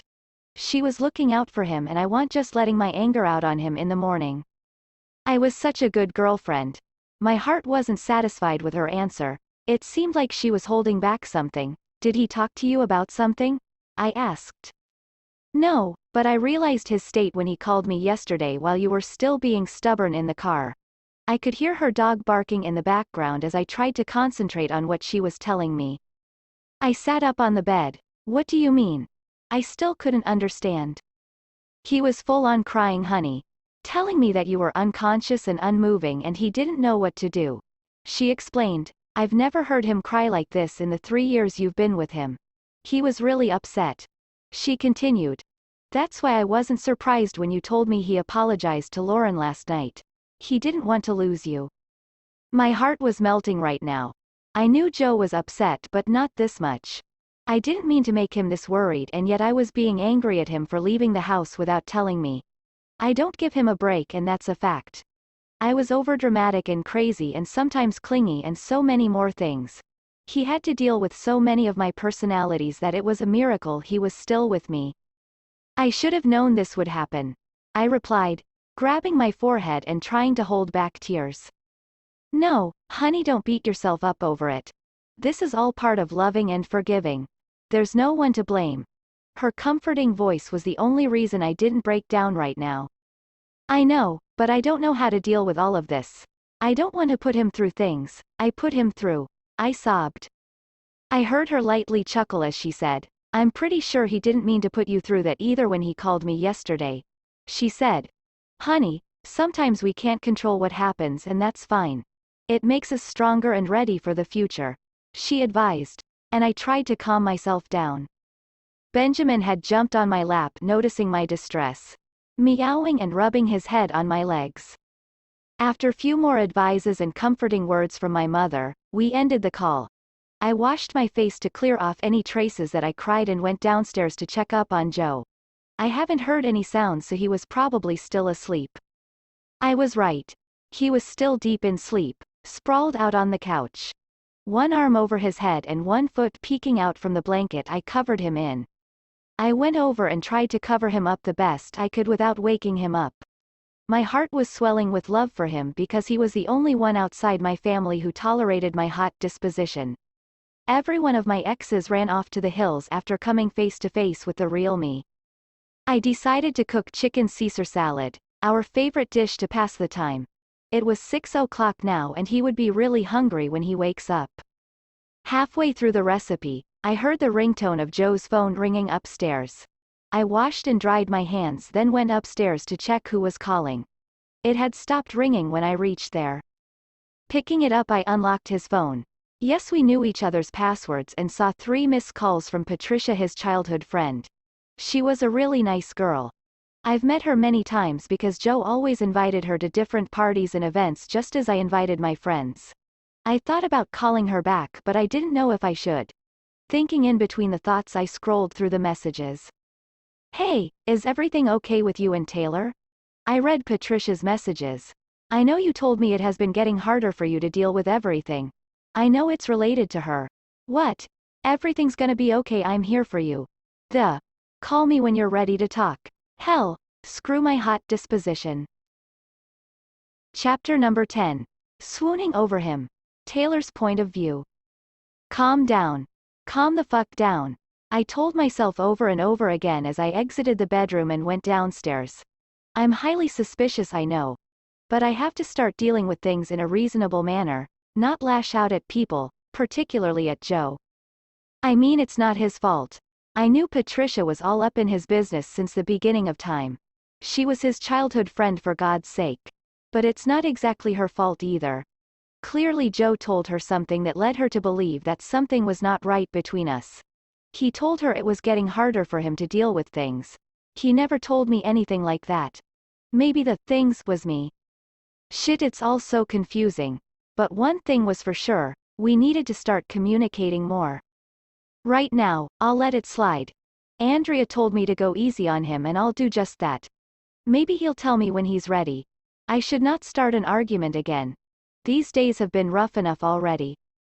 I kept thinking about all the weird and possible scenarios that could describe the text messages I've read while I finished making dinner. We ate junk food all afternoon watching TV, so I was glad we were going to have a proper meal. Suddenly I heard a loud cracking sound come from outside. The blizzard here in London was crazy. I looked outside the kitchen window. The snow was beating at it rapidly. The wind was blowing like fiercely. God, it was so Taylor. My head suddenly whipped around to the sound of another voice coming from our living room. My feet quickly carried me from the kitchen to the source of the sound. Joe? I said as I saw ruffled golden locks peeking up from the couch. He was awake. Taylor. I heard a loud noise. Are you okay? He was still groggy from sleep, but his eyes seemed determined than ever as they focused on me. He was worried about me even in his sleep. I'm okay. It's the snowstorm outside. A tree must have fell somewhere. I spoke, coming closer. His disheveled hair was in his eyes and his t-shirt was extremely wrinkled, but he couldn't look more adorable. I sat down and he quickly wrapped his arms around me, snuggling his nose in my shoulder. I sighed. Each and every previous thought didn't seem to matter anymore in the blink of an eye. Love was weird. How'd you sleep? I asked as we pulled back, but I still had my arms around his shoulders and neck just like I always liked. Great. I feel quite refreshed and relaxed now, he said, staring into my eyes in a way that bared my soul in front of him. He leaned in closer for a kiss and I obliged immediately. I missed him. Even when he was just sleeping. His hands were on my lower back as we proceeded to melt into one another. I forgot about the whole world and who I was when I was with him. It was insane. His effect on me was out of this world. I was glad I had someone who could take my mind off of everything in mere seconds. We pulled back hesitantly, not wanting to let go of each other but needing air to breathe.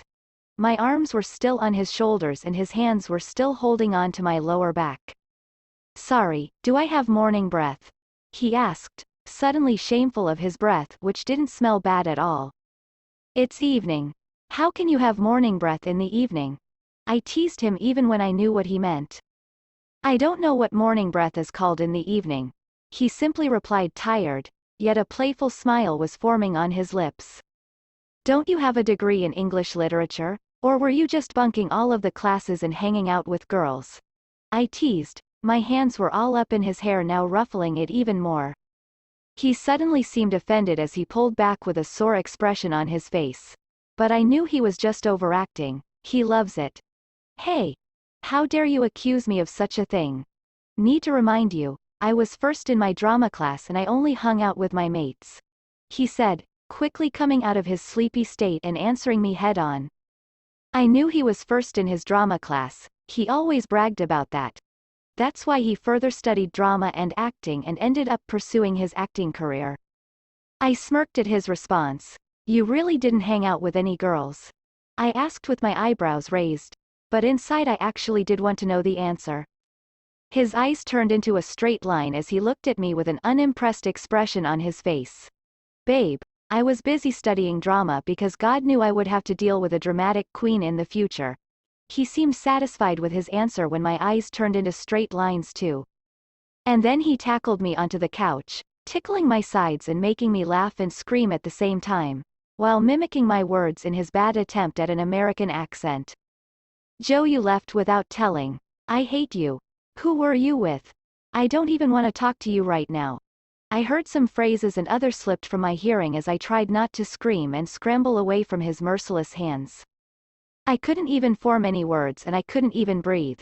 I tried to wrestle him off and in that process we both fell off the couch. Joe still didn't let go of me, showing that he'd won. I thought about what it would be like if I actually died from excessive tickling. Headline: Taylor Swift died because her boyfriend Joe Alwyn tickled her way too hard. Breaking news: Taylor Swift died because her boy couldn't keep his hands off of her. God, my mind was weird. Just as I thought I was gonna pass out from shortness of oxygen and my own ear-splitting screams, he took mercy on me. I laid on my back, my head full dizzy and my chest heaving up and down like I've just competed in a marathon race. Joe was hovering over me with the stupidest grin on his face. I hate you, I muttered, completely out of breath. I know, he replied, with full amusement in his voice and a spark in his eyes that I only got to see when he was genuinely happy. I felt his arm slide under my back as he easily lifted me and placed me back on the couch like I was a weightless child, then sat beside me. I put my head on his shoulder and tried to form myself back on earth. He really got me hyped up. "I make you swoon, don't I?" he teased, and I smiled, glad to know he couldn't see my face really well. "You sure do," I replied, trying to sound as unimpressed as I could. He kissed my forehead as Meredith jumped over his lap, claiming her territory. He really did have girls swoon all over him. We had chicken Caesar salad for dinner and Joe kept praising how good it was. We talked about our upcoming schedules. Joe said that the filming for Last Letter from Your Lover was going to start in about 3 days. Then there is non-stop shooting after that. He said he'll have to fly to different places and work continuously. I wasn't very excited about it because it meant we would be apart. I also told him about my upcoming schedule and the planning I had to do for Loverfest. Lots and lots of planning, which meant visiting different places, attending thousands of meetings, dealing with producers and getting everything together. It was going to start in summer, so all of my winter would be served in setting up everything. And on top of that, I still had a lot of promo to do for my Lover album and get around the cast of the Cats movie. It was all happening in December along with festivals, my birthday and Christmas. The most recent attending I had to do was at Capital FM Jingle Bell Ball on 8th or 9th of December. So all of this was really exciting and horrifying at the same time, because I wanted everything to happen perfectly, but I was also afraid of messing up. Joe told me that he wasn't going to be in town for my Capital FM Jingle Bell Ball performance, and I was bummed. It was happening in London and yet the London boy wasn't attending. He told me his first shooting would be in Majorca, an island in Spain, but he promised to come back as soon as he gets the chance. He said it usually took few days to set up the next setting before they invited the actors over, so he'd probably have a few more days to spend with me. Well, that's how relationship works when you're both in showbiz. "Hey, you're wearing my t-shirt." I suddenly whipped my head around to look at Joe's face, who was coming back from the kitchen after drinking some water. "Really? You just noticed it now?" I said sarcastically. "What do you mean? How long have you been wearing that?" "That's my favorite Raglan t-shirt," he said, coming back to sit down on the rug beside me. I stretched my arms and legs out, feeling my tense muscles soothe out. "I wore it to piss you off this morning. Clearly didn't work," I replied, rubbing the back of my neck with my hands. Boys really didn't pay attention to the little details that girls put 5 hours to, unless you pointed it out to them. "Did you?" he asked, clearly surprised that he didn't notice it earlier. I closed my eyes, stretching my neck backwards.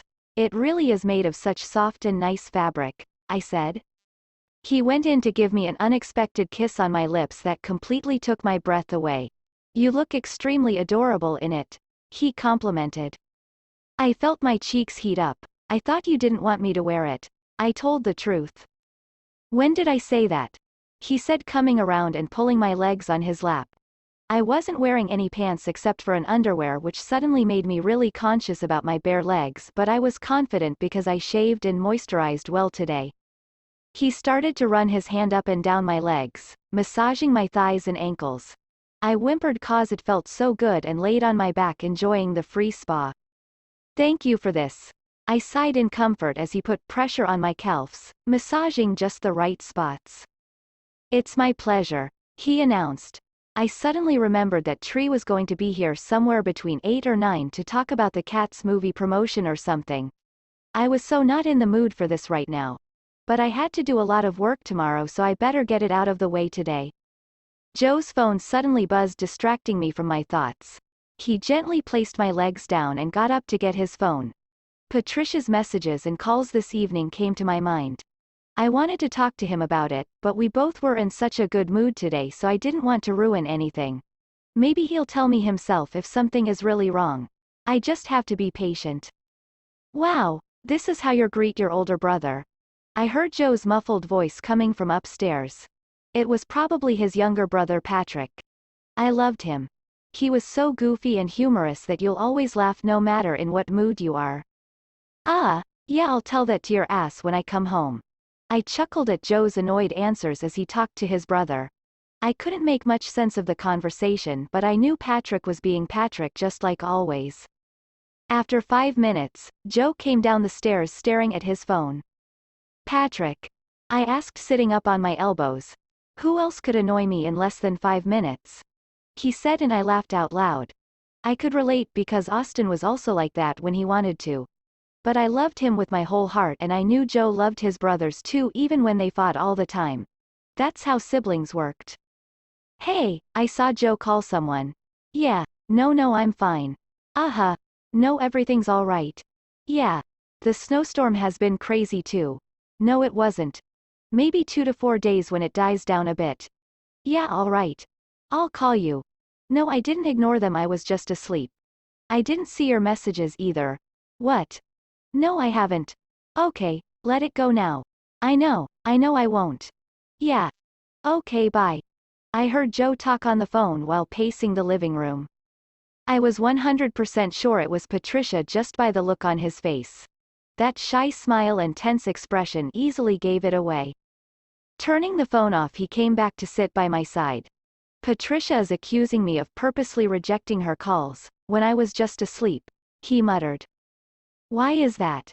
I acted dumb. Because somehow her messages are seen on my phone, so she's saying that I am intentionally ignoring her. He described. Shit. I totally forgot about the feature that allows someone to know if you read their messages or not. But it's not like I spied on him. We knew each other's passwords, but still I knew going through someone's message history was not acceptable. Patrick is nagging me to come visit for a few days before I leave for my shooting next week. He said, snapping me out of my thoughts. You should go. Spend time with your family, they probably miss you too. I actually felt bad for his family because he was barely left with any time to spend with them. Yeah, I'll go tomorrow. Patrick says that Mom misses me too. He said with a sad expression on his face that made my heart hurt. You should come as well. His mood quickly lightened as he thought about taking me with him. I wrapped my arms around his neck. I wish I could go, but you know I have work tomorrow. I really didn't want him to be in a sore mood. I knew he always struggled in choosing between spending time with his family and spending time with me. I was mostly busy, but I tried my best to go with him whenever I got the chance so it wouldn't feel like I'm ignoring them or something. I hate that I have to leave you behind. He placed his forehead on mine. My family always asks about you. Patrick also threatened me to bring you along or he would put fleas in my bed. We both chuckled. I don't want them to feel like I'm ignoring them or something. I said what was on my mind. He smiled. They know how hard you work for your fans, Taylor. They're probably surprised of how you're still dating me. His nose touched mine in a loving manner. I would always be there for you, Joe. You were the only one there for me when no one else was. I was getting emotional. I'm glad I got an opportunity to be a part of your life. He replied and kissed me without any hesitation. I wanted to say so much more, but it could wait. I had forever with him, didn't I? So what's the rush? Chapter number 11. His best mates. Taylor's point of view. Taylor. I snap out of my zone and stare at Tree and realize that 10 other people around the table were also staring at me. Why were they staring at me? Oh yeah, I was in a meeting. Great. I zoned out again for the 3rd time today. Sorry, what were you talking about? I asked, bright red and annoyed at myself for being this ignorant. The stage settings for the Lover Fest tour. Anne, our production designer, answered. Oh yeah. Right. I was thinking about taking a break. Tree said, cutting off my sentence. Taylor needs a break, so can we please excuse each other for half an hour maybe? She suggested, smiling to everyone in a polite manner. Everyone agreed at once and scurried off on their own ways, giving each other relieved expressions on their walk out the door. I held my head in shame. Will you accept my freaking advice and go? Tree spoke with an annoyed expression on her face. Once everyone was out the door. You're not going to get anywhere like this. I'm trying. I was frustrated. Nobody's asking you to. She replied, putting a hand on my arm and removing it from my face. I have to get things over with. All the matters are piling up and I don't want to have all the burden thrown at me at once. I rubbed my eyes and sighed. You know what else you need to take care of that you're not admitting? She raised her eyebrows at me. It's not that. I lied. I knew what she was referencing to. She knew me well. Taylor, I know how your mind works and I know you're going to regret this later. I sighed. She was right. You're going to miss him when he's off shooting in Paris for a whole month or maybe more. And you're going to regret this time you have with him now. She knew exactly where to hit me. She knew what I craved even when I was denying it. I sighed again, which meant she was right. When is he going to leave? The 7th of December. Today was the 3rd. I had 4 more days until he left. Will you please accept this fact and go? She was getting exasperated now. He's already at his parents' house. He left this morning. I gave her another reason to stop bugging me. And I already told him to tell his family that I won't be able to make it due to work, I explained. Then surprise them. I'm sure they'll be delighted. She placed her hands behind her head and stretched her legs under the table. I thought I would give him some family time alone. Shit. I was opening up. Tree suddenly turned her full attention to me with a worried expression on her face. Things have been really tense these past few days and I think he needs some time alone with his family. I couldn't tell her about the fight, but I did want her to have a heads up on what was going on. Why do you think he wants to be away from you? He can spend time with his family and you can be there with him, she said, quizzed. He says things have been really tough for him these past few days. I also couldn't tell her about the messages I read on Joe's phone. That would literally prove me a complete stalker. Did he say that he wants to be away from you? She asked with a knowing look in her eyes that seemed like she knew something. No, I said questioningly. She rolled her eyes at me. Taylor, I'm not supposed to be telling you this, but Joe called me this morning. Now I was the one who stared at her with wide eyes and confused expression.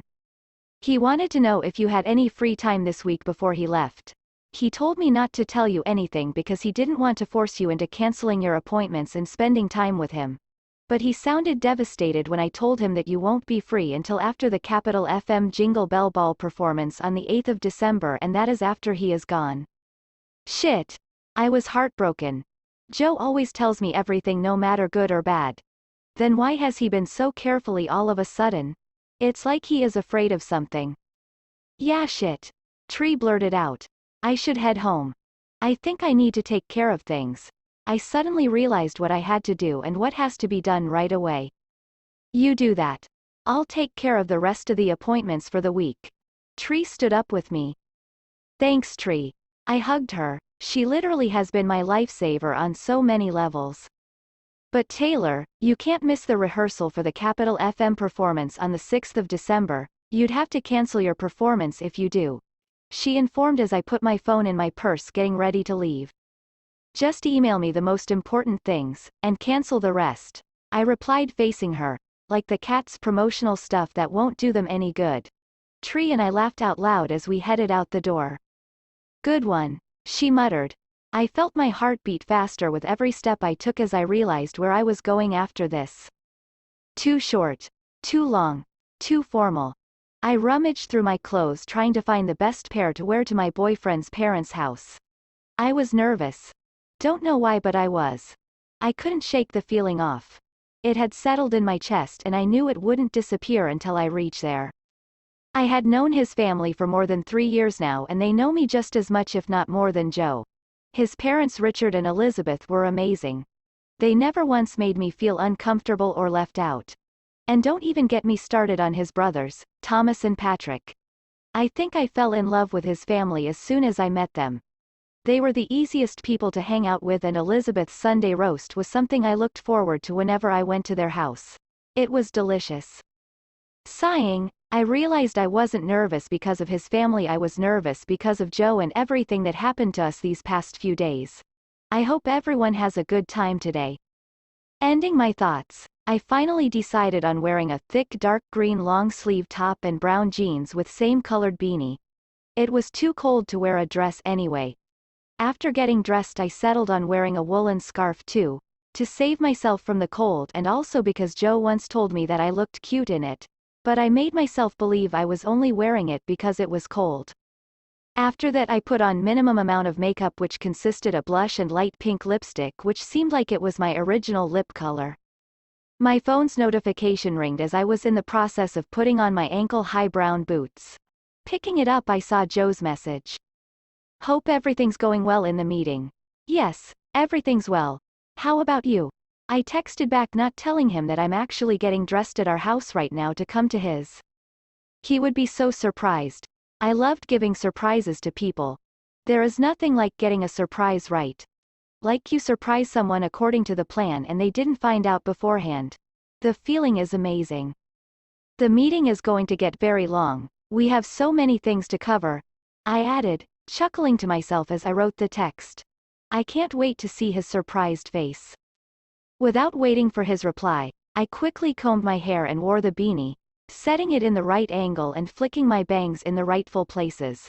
My nose was getting red from cold even inside the house. My phone tinged and I knew Joe messaged me back, but I was already in a hurry to get ready, so I decided to wait till I was in the car. Putting on my long coat, I headed outside and hurriedly sat inside my Toyota Sequoia and revved up the engine. Since the roads were completely covered with snow, I decided to drive this car because it had really big, heavy gripping tires which were easily driven in the snow. His parents' house was only an hour away, so I was glad I wouldn't have to drive for too long. I loved driving, but not in this weather. That's awful. I hope everything works out well. BTW, my family misses you terribly. I think Patrick will literally put fleas in my bed tonight. I smiled as I read his text. I missed his family too, and him. Even when I just saw him only 7 hours ago. He left in the morning at 8 and it was currently 2:30 now. I carefully drove my car and let my thoughts wander in silence. I was going to miss Joe terribly when he's off shooting in Paris. I don't even know if he'll have the time to FaceTime me. I know he said he'll fly back and forth between London if he has the chance, but it still meant him being on work for the whole month. And then interviews and photo shoots and promo will definitely keep him busy. Sighing, I tried to calm myself down. I was literally obsessed with him, and one thought of him being away nearly drove me to tears. I needed to get hold of myself. Love was not easy, I always knew that, but this hard. I had no idea. He had a mental and physical influence on me and I wasn't able to do anything about it. Maybe he feels the same way, that's why he asked Tree about my schedule for this week. My thoughts were all over the place when I finally reached his house. I parked my car in front of the garage and stepped out on the porch. His parents' house was built beautifully. Antique themed and flowery. The most prominent colors were brown, gold and pink. They loved nature just like Joe and I. Giving myself a glance one last time, I knocked on the door, nervously twitching on my heels then toes.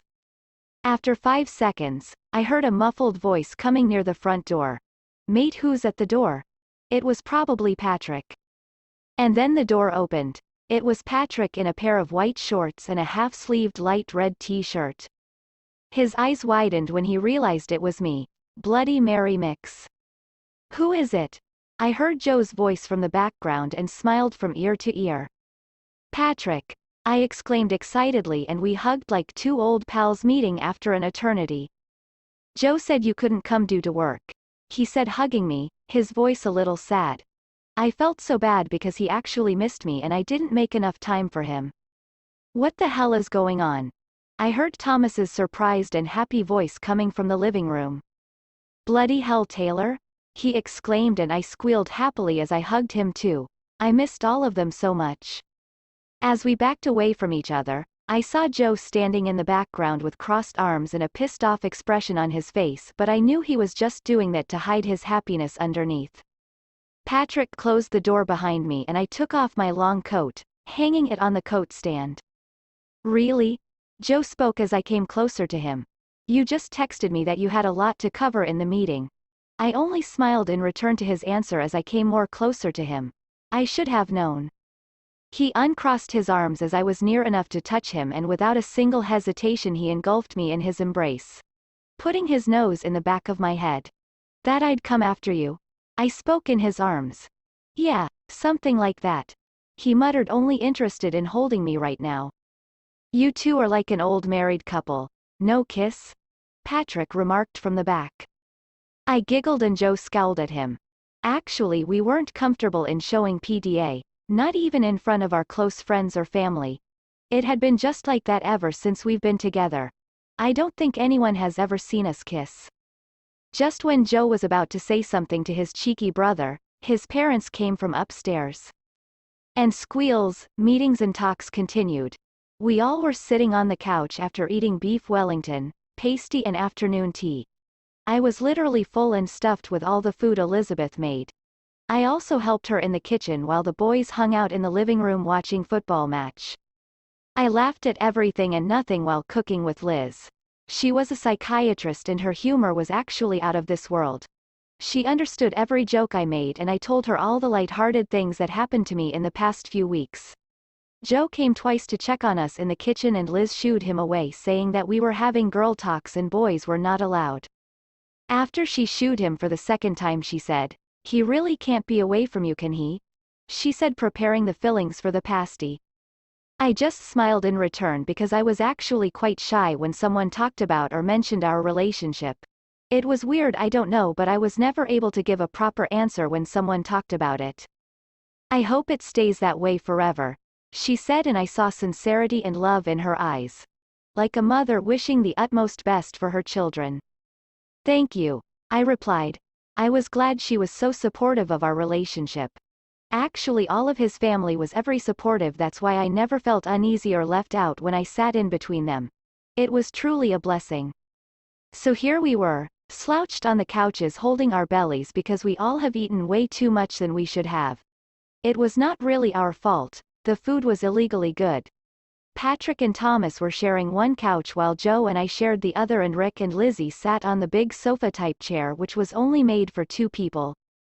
"Ouch, my stomach cannot take this much food inside," Pat growled, holding his stomach with his legs propped up on the armrest of the sofa. "You should have thought that when you were eating, mate," Joe remarked. I let my head fall on Joe's shoulder as I held onto my own stomach. I felt Joe touch my forehead with his nose, then he gently grabbed my chin with his forefinger and thumb. The rest of his fingers touched my neck delicately, sending signals down to my body. "Too much to eat," he murmured, looking straight into my eyes, and I sensed he was going in for a kiss.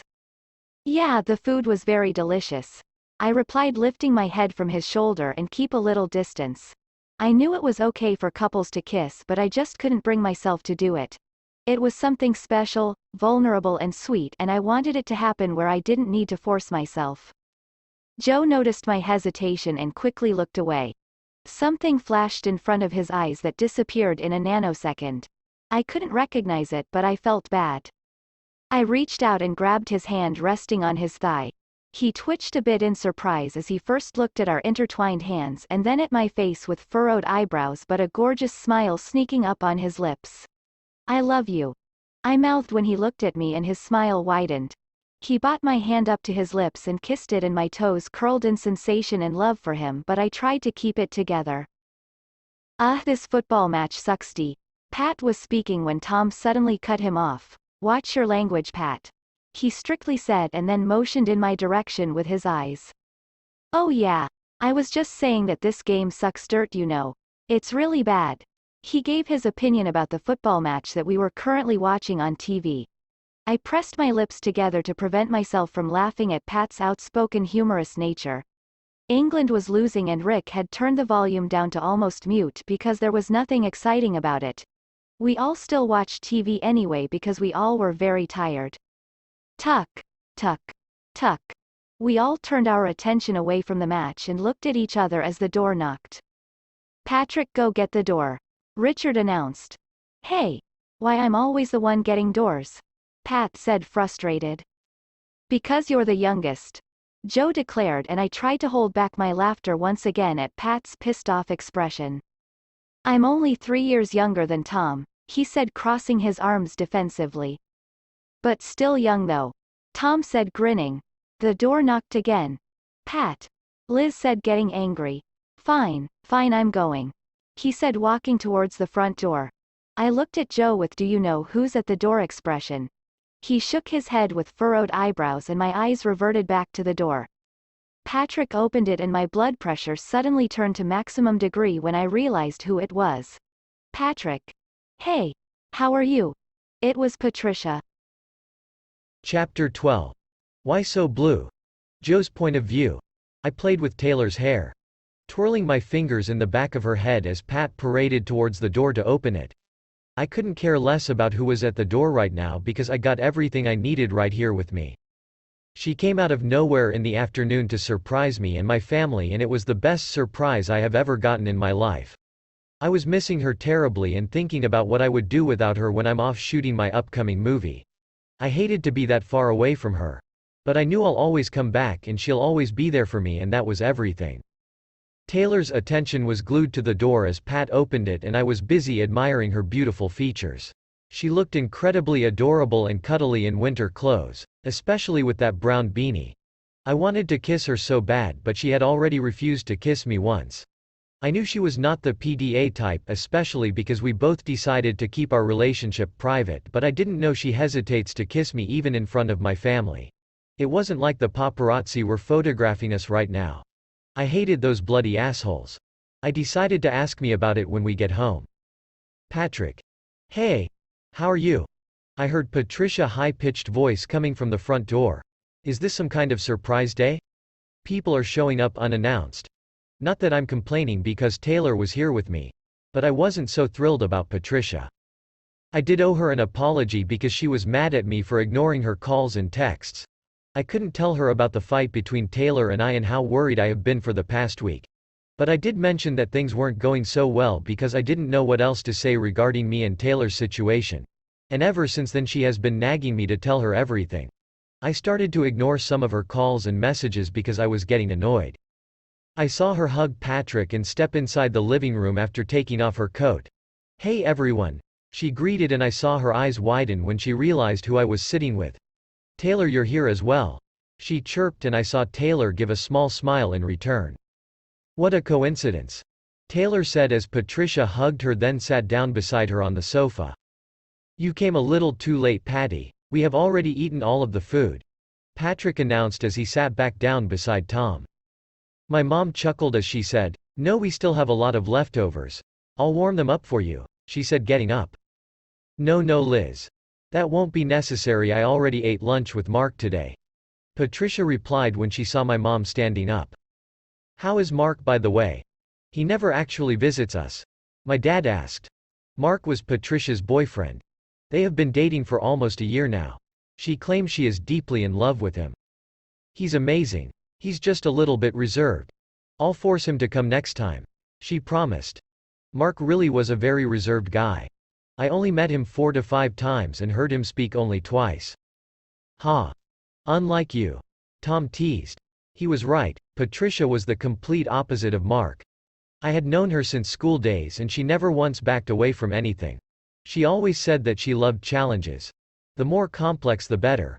I was surprised of how she was dating Mark. They were polar opposites. Maybe she sees him as a challenge too. Tom mentioned that you were going to leave soon for your shooting, she addressed me. Yeah, the 7th of December. I would be constantly on set after that, I said. I was excited about playing a major role in the movie after my last main role in Billy Lynn Long Halftime Walk movie. But with major roles comes consequences, and that was being away from my family and especially my love. I looked at Taylor and she was staring down at her hands in her lap. I'm really excited and bummed at the same time. I am going to miss you, she said. Who else am I going to talk with? She said in a sad tone. Hey. I'm right here? Patrick pointed at himself with a pissed-off expression, and Patricia laughed. I know, but Joe and I know each other from the beginning of time. You weren't even born then, she murmured, looking at me, and I smiled. We were really close. I remember the time we were little kids in school and she visited my house for the first time when Patrick was born. I was so excited to show her my baby brother. He puked on you the first time you held him, I spoke, laughing. She laughed too. Yeah, I remember. I never held him after that because I was too afraid he was gonna puke on me again, she said in between laughing. Liz and Richard joined in too, and Tom ruffled Pat's hair as we all talked about his childhood. He was a curious, angry boy from the start, and Tom, Patricia and I had so much fun playing with him. We all basically grew up together. Liz started to talk about Patrick's first roller coaster ride and how much he cried when it reached the mountain top. I remember we all went to eat ice cream after that as Patrick complained that he'll never sit in that death trap again. We laughed about everything and nothing for 2 hours straight as we recalled our childhood stories. It seemed like the time was never going to end. Taylor laughed now and then when I did, but other than that she stayed quiet. It was weird because she never stayed so quiet around my family, but it was okay. Maybe I have been overthinking way too much. I laid on the couch with one hand behind my head and the other holding my phone. It was currently 10:12 p.m. on my home screen. Patricia left at 9:30 after we had dinner, which was the leftovers from lunch. We didn't eat much because we all had stuffed our bellies in the afternoon. Except Patricia, who kept admiring Liz's cooking skills throughout dinner. At one time Tom rolled his eyes at her, telling her to quit the compliments and eat food. Taylor and I both laughed out loud at that blunt statement. That was the only interaction Taylor did throughout dinner. She has been awfully quiet and I was going to ask her about it when I get her alone. "Hey, move your stinky feet away," Pat said from the other side of the sofa. "Whoa, I rhymed." He chirped at his own stupid sentence. "Better tell Taylor that. I think it'll help her write some songs," he said, and I laughed at his humorous and spiked mind. "Tosh. I don't think she needs help in rhymes, especially from you. I was just stating the facts. Taylor really was a great songwriter. Maybe this time she should write a song about your stinky feet, rather than writing about your face." He smirked. "That little." I threw the cushion straight at his face. "Hey," he growled, and I grinned. He threw the cushion right back at my face, but I caught it in time. "Missed me," I said, sitting up, and in a blink of an eye I saw another cushion firing straight at me. This time I couldn't catch it in time and it slammed against my face. "Gotcha, yaw," he encountered. And I stared at him with a pissed-off expression. "Why are you hitting one another?" I heard Taylor's voice and I looked over to see her descending from the apples. "Ha. She's here, I'll tell her myself," Pat said, and I laid back down on the sofa. "Tell me what?" she asked, curiosity clear in her voice. "I was suggesting to Joe that you should write a song about his minger feet. It'll be a good change because you're always writing songs about his face." Taylor laughed out loud at Pat's blunt and confident suggestion. "That's a really good idea," she said in between her laughing. I frowned. "My feet don't stink. You're just jealous because she wrote gorgeous about me." I smirked and Taylor looked at me with that spark in her eyes that could kill men. "Why would I be jealous? Gorgeous is about me too," he said confidently, and I stared at him with a how-to expression. "Hello. I look exactly like you. I thought that was obvious," he smirked. And now it was my turn to be run out of clever remarks. He really did look exactly like me. There were only slight differences because he was 12 years younger than me. "Good one, Pat." Taylor high-fived him and I stared at both of them dumbfounded. "Idiot." Liz came from the dining room with a magazine in her hand. "You two are going to be staying here tonight, right? It's already past 10 o'clock. I stared at Taylor and she fiddled her fingers together. "Yeah, we'll stay," she said as soon as she noticed me looking at her. "Great. Now I can annoy him more before he leaves," Pat announced, and I ran a hand on my face, frustrated. This was going to be a long night. "Taylor, was everything okay today?" I asked as I finally slid down the sheets of my bed after taking a shower, brushing my teeth and changing into my gym jams. She also changed into her old gray t-shirt and pink sweatpants. She kept her clothes at my house too because we both stayed here quite often. My mom even bought her own toothbrush, slippers and comb so she could stay as long as she liked. "Yes. Why do you ask?" she answered. She was currently sitting in front of the mirror, brushing her hair. "No reason. You seemed a little quiet today." I didn't want to say she looked quiet when Patricia was around because that'll make her think I'm accusing her or something. But she was talking fine with my brothers and parents just like she always does. "No, it's nothing like that. I was just going through the list of work in my brain.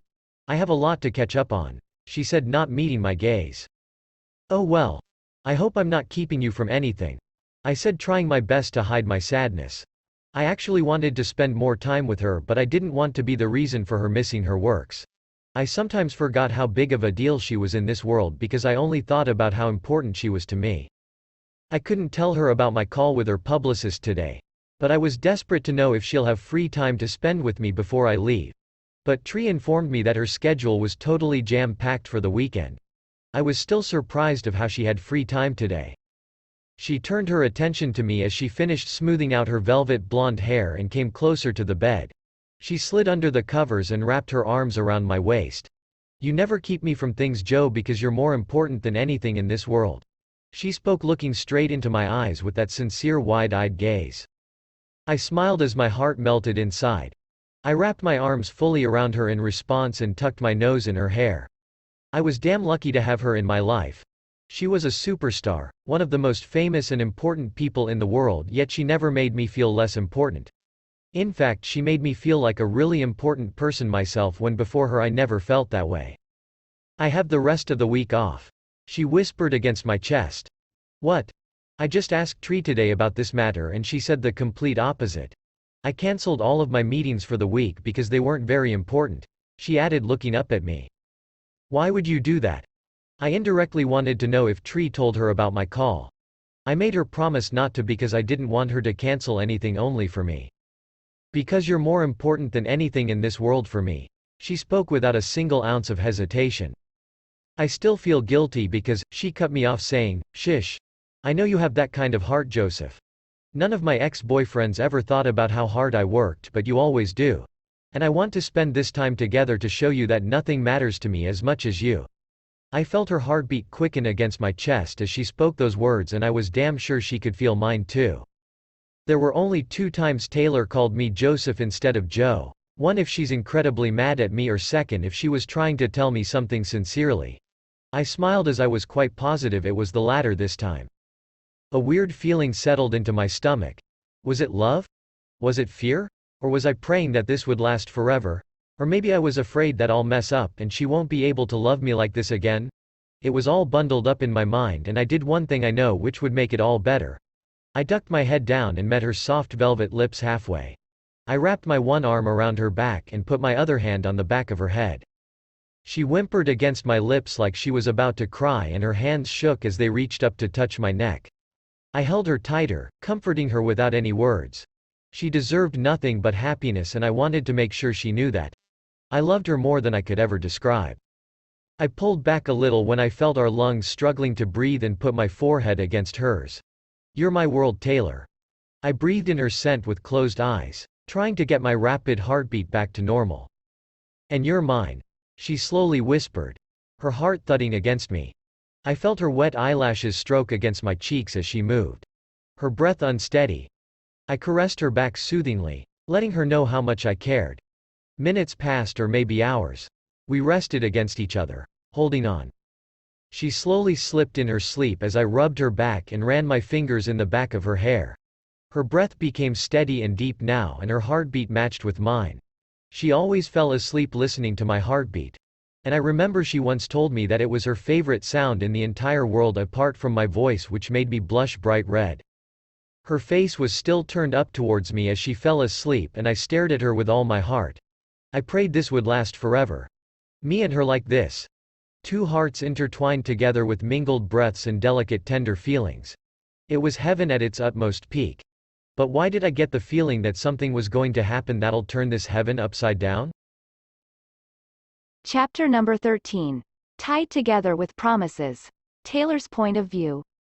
Sneaking out was harder than I thought it would be. How does he do that all the time? He has some incredible skills. I thought as I made another plan to escape from his embrace without waking him up. I don't get it. He always gets up before me, and most of the time I don't wake up at all, even though I'm the lightest sleeper ever. I guess practice does make a man perfect. I looked over at his face deep in sleep, then I looked down at our entangled bodies. It was currently 7 a.m.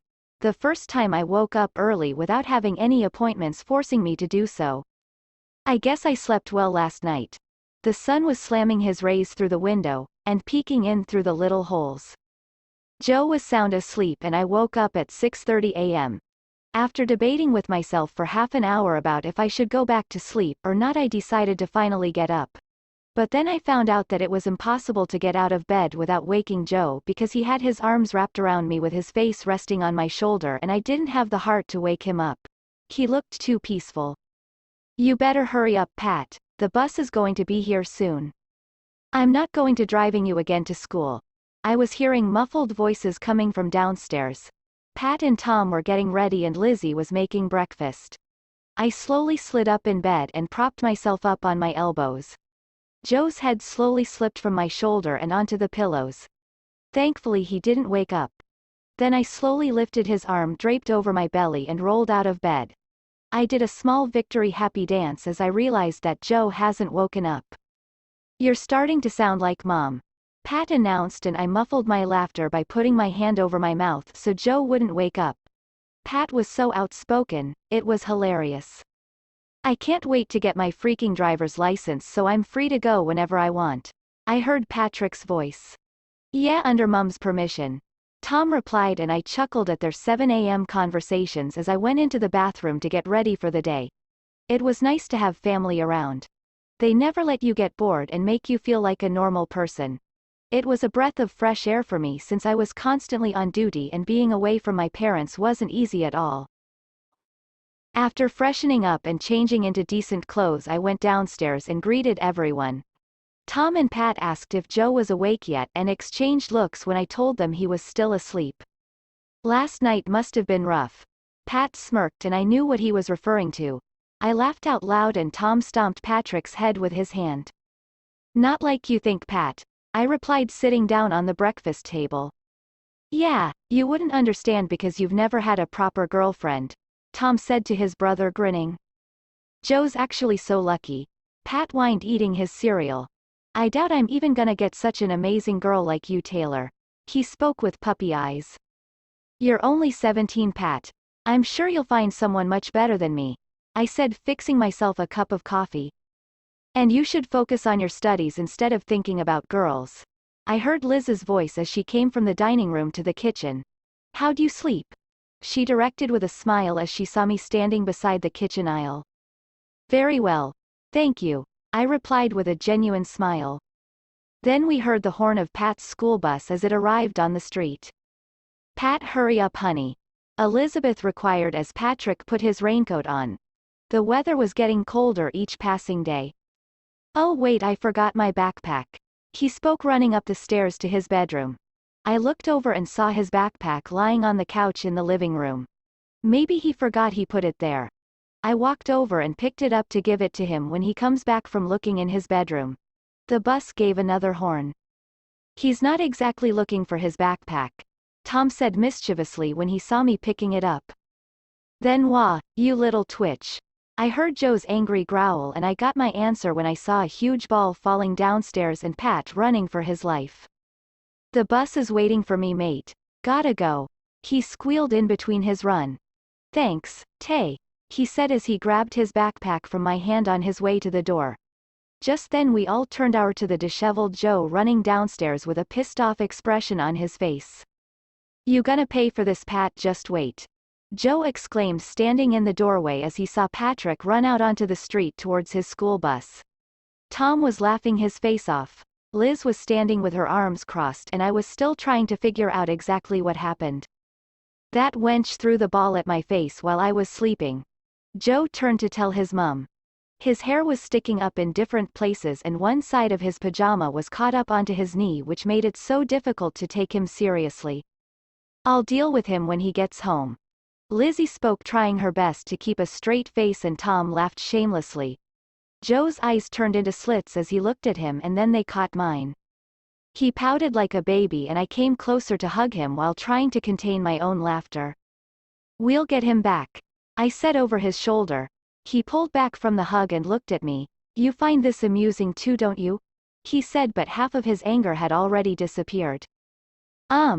Maybe just a little. I pressed my lips together, who kept betraying smiles on my face. I see how it is, he said, nodding, and I could see the little smile creeping up on his own lips. He got you good this time, Tom remarked when he finished making fun of his brother. Joe's eyes turned into unimpressed straight lines again as he said, just you wait, mister. I'm going to get him back more than good this time, and his grin confirmed his words. I didn't know if I should laugh or cry. I was happy and sad at the same time, and I haven't felt this way for a very long period. Joe's flight was due tomorrow and I've spent the last 4 days with him at his house. I ditched everything just so we could spend as much time together as we can before we separate for a whole month. I won't be able to visit him on set and he won't be able to fly back to London to meet me. There will only be video calls and messages to keep us together. We were currently at the Hyde Park Winter Wonderland, the biggest amusement park in London, on our very last evening together. We all decided to have a get-together since Joe is going to be leaving tomorrow. All of Joe's family decided to come with us and Patricia was also here along with her boyfriend Mark. The park was beautifully decorated for Christmas and winter. You could expect all things festival. I was holding onto Joe's arm with a heavy heart as we walked across gaming stalls, food places, popcorn machines, swings and rides. Everyone was ahead of us and we were slowly walking in the back admiring the scenery. Patrick was eager to go on the rides and he was dragging Tom with him. Elizabeth and Richard slowly strolled here and there, giving each other smiles and chuckling at the adorable children playing at the gaming stalls. Patricia and Mark were buying ice cream from a stall ahead and laughing at something only they knew. And us, well, we were awfully quiet this evening. I didn't know what to say without crying my eyes out. The snow looks quite lovely today, he said, looking around. We had reached a small garden on the opposite side of the food stalls and were currently heading for a bench to sit on. Yeah, I mumbled, trying my best to sound normal. But my voice shook a little as I was trying not to cry. He abruptly looked down at me after I answered. Are you cold? He asked as we finally sat down on the bench. No, I replied. I was trying to speak as little as possible so my crying condition won't be noticed. But my voice shook and my throat burned whenever I spoke. I told you to wear a hat, he said offensively. He still believed my voice shook because I was feeling cold. He took off his own dark green beanie and put it on my head as I looked at his face with an ache in my heart. There, he said, brushing my hair out of my eyes as he admired his handiwork. I quickly averted my gaze as he looked into my eyes, but it was too late because he already saw the tears glistening in them. Baby, hey. He spoke softly, putting his arm around my shoulder and pulling me close. My throat burned even more. What will I do without you? It wasn't a question or a statement. I just wanted him to know that I'm an empty soul without him. His hand caressed my back as I placed my head on his shoulder. I know some people will say that I'm overacting about this whole thing, but it really was hard. You only experience this type of feeling when you're truly and irrevocably in love. When only 10 minutes distance seems like 10 years when you're with the right person. I don't know how I'll be able to survive this time period, but I know he'll be back and I have to be there, and that's the only thing that keeps me going. He kissed the top of my head and sighed. I closed my eyes and pretended that he'll be here tomorrow too. Minutes passed and silence prevailed. Peaceful and soothing silence. It was like our hearts were talking but our words were shy. Souls embracing each other with silent minds. I wanted to travel the whole world when I was a teenager. He softly started to speak. But now traveling doesn't seem that important when you're not with the person you love. He confessed and I listened with my head still on his shoulder and my eyes staring at the snow-covered pavement.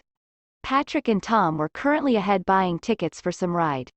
I used to be just like him, he said as I knew without looking at him that he was referring to Patrick, who was now dragging Tom to some dangerous-looking ride.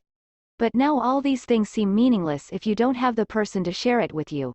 I looked up at him as he finished. I want to share every second of forever, I said with clear heaviness in my voice. The tears shined in my eyes with a smile on my face. His hand squeezed mine and a sad dimpled smile appeared on his face.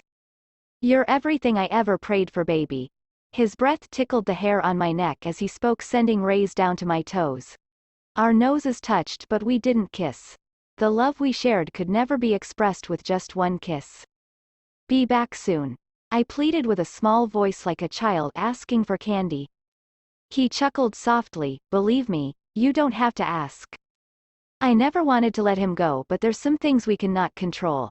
I just prayed that these days pass quickly as possible and I go back into his arms where I belonged since the beginning of time. And I prayed our love grow stronger than ever before. We all ate dinner and then went back to Joe's home at 10 o'clock. Patricia and Mark went to their own apartment. Both of them had been rather quiet this whole outing, but I didn't mind it. I was glad Patricia was out of the way for once. I only focused on Joe and what I'm going to do when he's gone. The only thing that could save me from losing my mind was to focus on work. I jam-packed my schedule for this week after Joe's gone. Every possible thing that I was pending going to be done soon. I already rehearsed for the Capital FM Jingle Bell performance on the 8th of December 2 days ago. And I had to deal with a lot of things related to Miss American movie that was going to be released next year. So, it wasn't hard jam-packing my schedule for the next 4 weeks. Oh home sweet home. Patrick announced as we all walked through the front door of the house after parking our cars in the garage. I'm knackered as heck. Thomas claimed, throwing himself on the first couch that he reached. Lizzie and Richard chuckled at their son's confessions. I look so good. No wonder that girl kept staring at me throughout the whole ride. Pat said, admiring himself in the reflection of his turned-off phone screen. Pat, stop being a brat. Joe said, making me laugh out loud at the perfect rhyme scheme. See, I told you I was also good at rhymes. Joe proudly spoke when he saw me laughing. Patrick was now looking at him fully pissed. One of us has to be the bad guy, he defended himself. You already are. Tom's muffled voice came from the couch on which he was lying face down. Okay, off to bed everyone, Lizzie announced when she came back from her room after putting her purse and phone away. I'm not tired, Pat whined. Pat, now please, Elizabeth required in her motherly voice when she saw him turning the TV on. He groaned loudly to show everyone that he was upset and then turned the TV back off. Okay, see you tomorrow big bro, Patrick said looking at Joe, and please wake me up this time before you leave, he said, reminiscing the time when Joe left at 7 o'clock without waking him up to say goodbye. I will. But no more pranks, Joe said with a sincere glint in his eyes. Not until after you come back, he replied. I'll come prepared, Joe promised, and my heart swelled at the love between the brothers. Joe rarely got to spend time with his family, and I made sure we could visit them as much as we could. I loved all of them with all my heart and soul. Patrick turned around to head for his bedroom and slapped Tom's butt on the way. Tom cussed and chased after him as Lizzie yelled at them to take the stairs carefully. I loved my family. It was 3:30 a.m. when Joe left the bed. My back was to him, so he probably thought I was sound asleep. But I wasn't. He grunted softly when he got up, then left the bed. I heard his footsteps on the stairs and carefully got up as to not let him know. I wasn't the suspicious kind, but I was the detective kind. The whole world knows that. I sat up on the bed thinking that he probably went to drink some water and that he'll come back soon. Minutes passed. I started to hear muffled low voices coming from downstairs. I couldn't hear exactly because the bedroom door was closed. I carefully got up and slowly opened the door, thanking God that it didn't have creak sounds. Yes, I couldn't sleep for the past 4 hours. It was Joe speaking. You? I did sleep, but I got hungry because I didn't eat much at the restaurant. Their food is not my favorite. It was Tom's voice. Spicy food was never your favorite, Joe replied, and I slowly descended the stairs so I could hear them better, but I couldn't see them because they were at the couch nearest to the kitchen. Yeah, Tom replied, his voice was still groggy from sleep. There was a silence after this. A long silence. It was weird and comfortable at the same time. After a while I heard Joe sigh. I would have missed it if I breathed loudly. Is something the problem, mate? Tom slowly but surely asked. No, why? You seem quite upset lately ever since Mom told me about the fight between you two, Tom said, and suddenly my heart felt like it was gripped. It's nothing, Joe muttered. It doesn't sound that convincing, Tom replied back, and then the silence prevailed again. I awaited with held breath, but nothing came out.